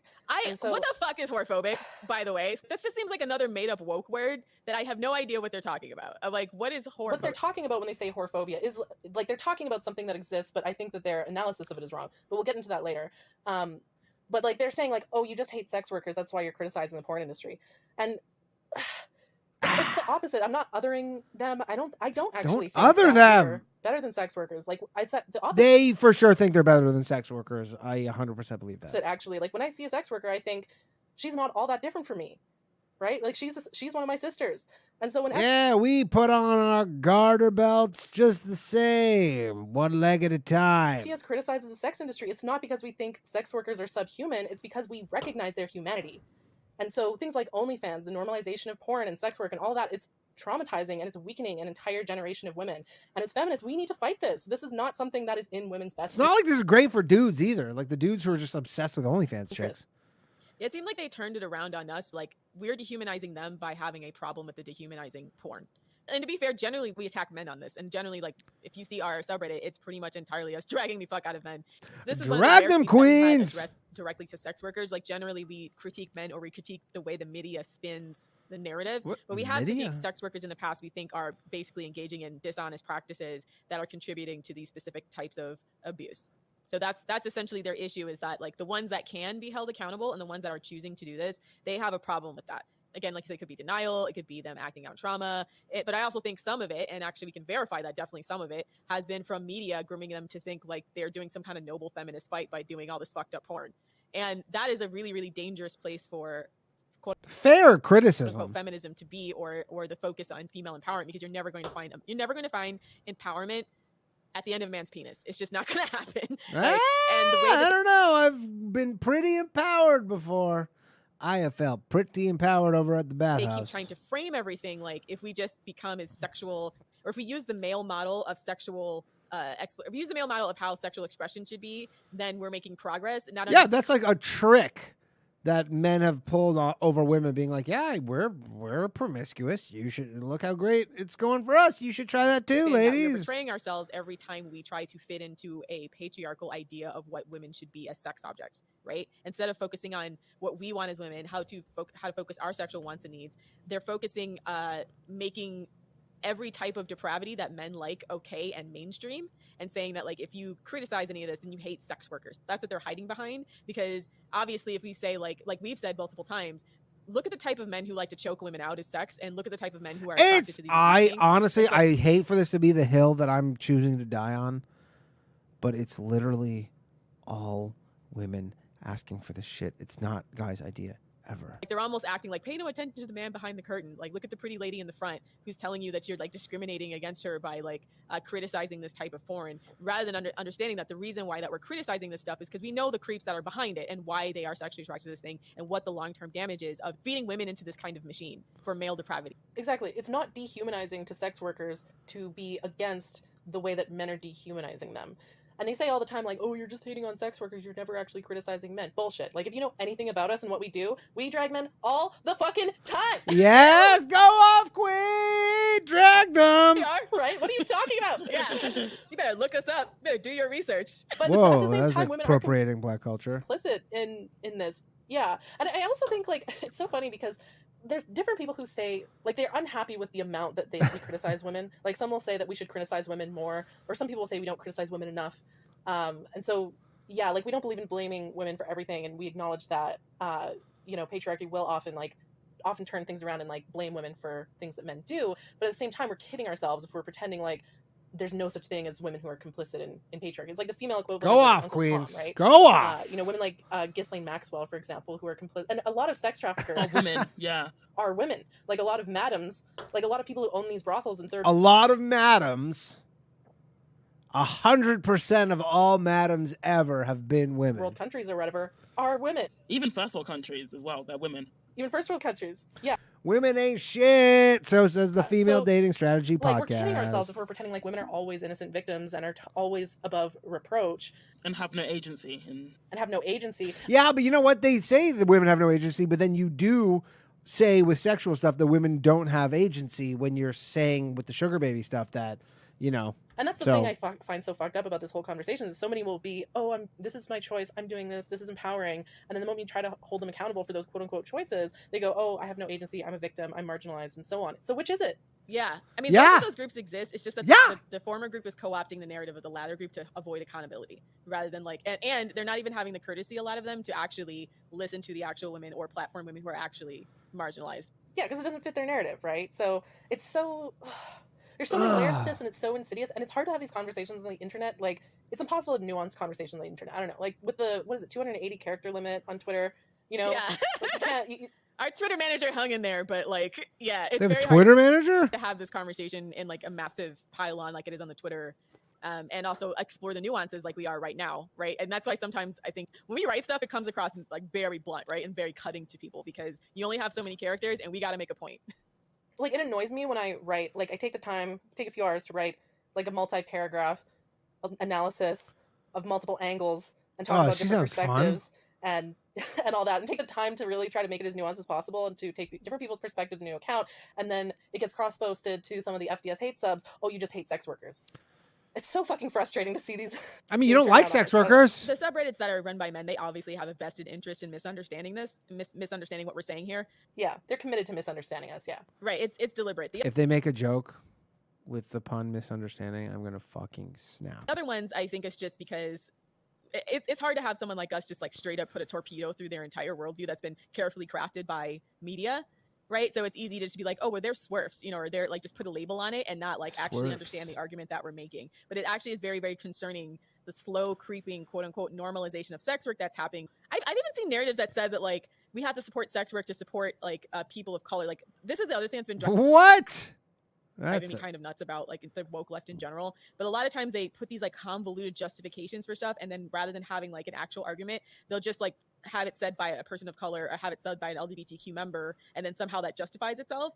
But a lot of times they're pushing things that actually might significantly hurt people of color or LGBTQ people, but they just like have, you know, people like that who may not know any better pair it with the ideas that they're saying. Oh, I'm sorry. These people of color don't know any better. Why? Because they're people of... That's pretty fucking racist. Say like, well, obviously this is going to help people of color, but it's never explained how or why. And this is when you hear especially like women of color feminists go off on quote unquote white feminism or liberal, like more often liberal feminism, but sometimes radical feminism gets caught up in that too. But just quote unquote white feminism is because so often the narratives that are started by women of color, think ideas like intersectionality, white feminists kind of take it and then like, ew, I hate white feminists. I don't know, chop, screw, flip it and reverse it to something that benefits primarily them, and then say they're doing it for people of color. But when you look at the tangible results, it often doesn't, and that's where that rift comes in.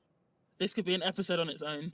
Oh man, yeah, I could talk for hours. Guys, I'm getting tired here. About like, you know, using women of color as like puppets to advance their own fucking their own white interests, right? So another example of this phenomenon you're talking about is like, I've seen some takes on Twitter, on sex work Twitter, like it was like being opposed to the sex industry is ableist because there are some disabled women out there who use sex work to earn an income. Oh my gosh, yeah. And I think that is horrifying to imply that like the only thing that disabled women are good for is sucking dick. So sad. Oh, this reminds me. I wanted to talk about this in the beginning. There used to be this website called bumfights.com. Have you ever heard of that? Bumfights was pretty fucked up. So from the early 2000s, there was like this website and a DVD series called bumfights.com. It was like... I just gifted another membership just to see, because I don't know why they're not giving them out. So I'm trying to... I don't know if you need 5 before they get given out. Like a prank series. But what they would do is they would pay homeless men to do... Pretty fucked up in retrospect. They are right. Bumfights was pretty fucked up. It was a different time. I don't get to choose who gets the memberships. I'm trying to gift them because they're not being given away, and I don't understand what's going on. Dangerous and dehumanizing things. They would pay them to drink glass cleaner. They would pay them to, they'd put each other in a shopping cart and like wheel them out in the middle of traffic. They'd pay them to stab themselves. They'd pay them into getting bare knuckle bloody fights with other people. It was really, really, really brutal. Bumfights was fucked up. These obviously a lot of times drug addicted, mentally ill homeless men. And there was like an uproar around this because people were like, this is clearly inhumane. It's not okay. Even though these homeless men are willing and they are getting paid for it. Paid labor, like it's paid labor. No different than working at McDonald's, yeah. That was like kind of the justification that the guys that were filming them making. It was just a different time, though. It was just such a different era. It seemed fine at the time. Like, I don't know, like 20-year-old like douchebags, and they were exploiting these homeless people, and eventually there was like an uproar because obviously it was inhumane, and it got Stephanie, they get announced. I don't know what's going on with YouTube while they won't drop them, because I just gave 5 away just to see if you have to hit shut 5. down, and these but guys went to prison for a bunch of other it'll stuff. happen Like, at some point. I think I read one of them It might. You have to turn on you have to turn it on if you want to be able to receive them. But at some point you'll get them. like mailed 5 booty people will cards to get them at somebody this else. Like, point. it was actually like these guys were just straight up sociopaths, in addition to them doing this quote unquote entertainment series of homeless men doing really horrible things. Now, this population of people includes women, and a lot of times these are the women who end up in sex work. It's not okay to make an industry of sexually exploiting people like this. Yeah. That's what I need them to understand. Like, Yeah, like sex work is not a fucking band-aid for the failures of capitalism. yeah. Oh, preach. God. Preach. Testify. It actually makes me fucking angry to see. Angry, doesn't it? Right? They don't understand why we're mad, right? Because they're like, why are you guys so mad? But it is. It's Yeah, like, and they interpret that anger as hatred, but we're not Yes, angry. allow or We're not, gifts. like, hating the individual sex worker. We're hating the whole system. Yeah, you gotta allow gifts. And we have a right to be angry. It's a fucked up system. Okay? the solution is not to, okay, let's make it totally okay for people to sexually exploit disabled, mentally ill, drug addicted women out on the street. Basically because these like choosy choice sex workers don't want to go to jail, and they don't want their johns to be like discouraged from giving them money. So they like lobby for these ideas with the idea that, oh, well, it's just sex. Why am I going to be in trouble for something I don't know. I'm with these to chicks. give away for free and get money? And you bitches out here sucking dick for free, and I'm out here getting money for this dick I suck. And they have this whole attitude like everybody's jealous of them. And I'm like, loser. The anti-sex laws are not for you. They're for the bottom portion of society for whom this will be an absolute goddamn nightmare. Shut the fuck up. Yeah, the solution to, you know, disabled people not being able to earn an income, or like homeless women, the solution to that is to have a proper welfare state. Yeah, proper welfare. People are going to be like, oh my God, you're a radical Marxist. Yeah, I'm a fucking radical Marxist, okay? Yeah, fuck right I am. We should have social programs to protect the most vulnerable members of society, including disabled people. And the thing that makes me so angry is when they talk about these policies in terms of social programs, is just the way they talk about disabled men versus disabled women, right? So they'll say, I'm pro-sex work because disabled men can't get sex easily, and so they should be able to hire a woman to have sex with them. What kind of women are going to do that? The women who are very desperate. Stop it, right? Like, And it's such a double standard because they never say, oh, like disabled women should have the government pay to have male sex workers to go sexually service them. No, their solution for female disabled people is to say that they should suck dick for money, and that they should be the ones going into and earning an income by being a sex worker, because apparently a lot of guys out there have like a disability kink or whatever. But again, that's another fucked up thing. Like my sugar daddy saying he wants to date rape a woman. We shouldn't be catering And to these women are, you know, just they're so much more vulnerable, especially if you have a mental Good. illness. She hasn't said much. Savannah has not been saying much to this episode, and she just drops that gem. Disability. You really want to put them in a situation with a man who's essentially paid to rape them, and you think that's going to have a good outcome? Yeah. Like, disabled women are already more likely to face abuse, Yes. even if I said this in the chat, but this is scrotalitarianism like right here. not sex, even outside of sex work. Exactly. Disabled women already disproportionately face so much sexual abuse. Did you hear that case of the woman who was in a coma who got pregnant because Yes, and and they only found out when she was like moaning in bed, like giving birth. That's when they found out, because she was raped by, like, I think it was one of the male nurses. She was in a coma? He raped her for a long time. Wait. Did someone in Reddit write Kill Bill as a real story, and then they're reading Kill Bill like it was a real story? Anybody else? like, so yeah, like it is so. That's actually Kill like, Bill, the right? parents of Dr. Minnick are standing up because this feels wrong. If Yeah, you it's because it's a movie by Quentin Tarantino. Fabulous movie, Kill Bill, Uma Thurman. Check it are out. a ethically, morally well-adjusted person, you will look at that sort of statement and be like, that is fucked up. We should not be suggesting that disabled women put themselves in these dangerous situations to earn a living. Like, the solution would be for the government to What? But also, I bet there's some who want that. They go, that would be. I mean, some people are into that kind of tax danger. the uber rich, the fucking billionaires, and pay to have these And to give them proper support. and to give them proper Proper support, support. occupational therapy, pay for an apartment so they're not like one paycheck away from being on the streets. Like, oh my God, like it just makes you wonder who's behind this, because it's like, why would anybody in their right mind suggest that we make an industry out of sexually exploiting these people, like, and then call this feminist? Because I mean, it's actually just point blank offensive on its face. it is offensive. Yeah. Yeah. And for the record, we support the Nordic model, which is decriminalizing women who sell sex and criminalizing buyers. Yeah.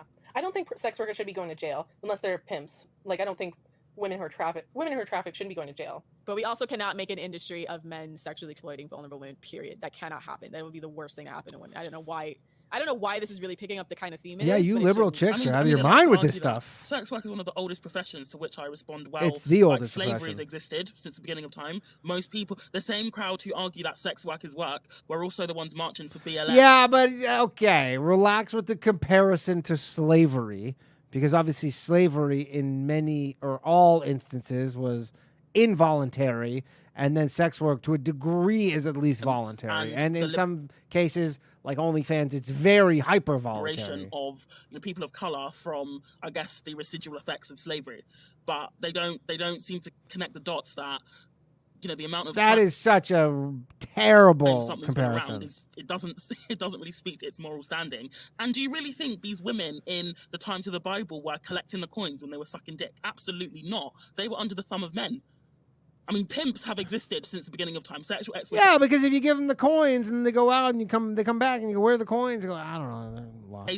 Has existed since the beginning of time, not sex work. Yeah, and there's been societies that have had it be legal or like at least not criminalized, and it hasn't made it safer or better necessarily for sex workers. So again, I don't understand where this narrative comes from, because it's not like we're the only society in history.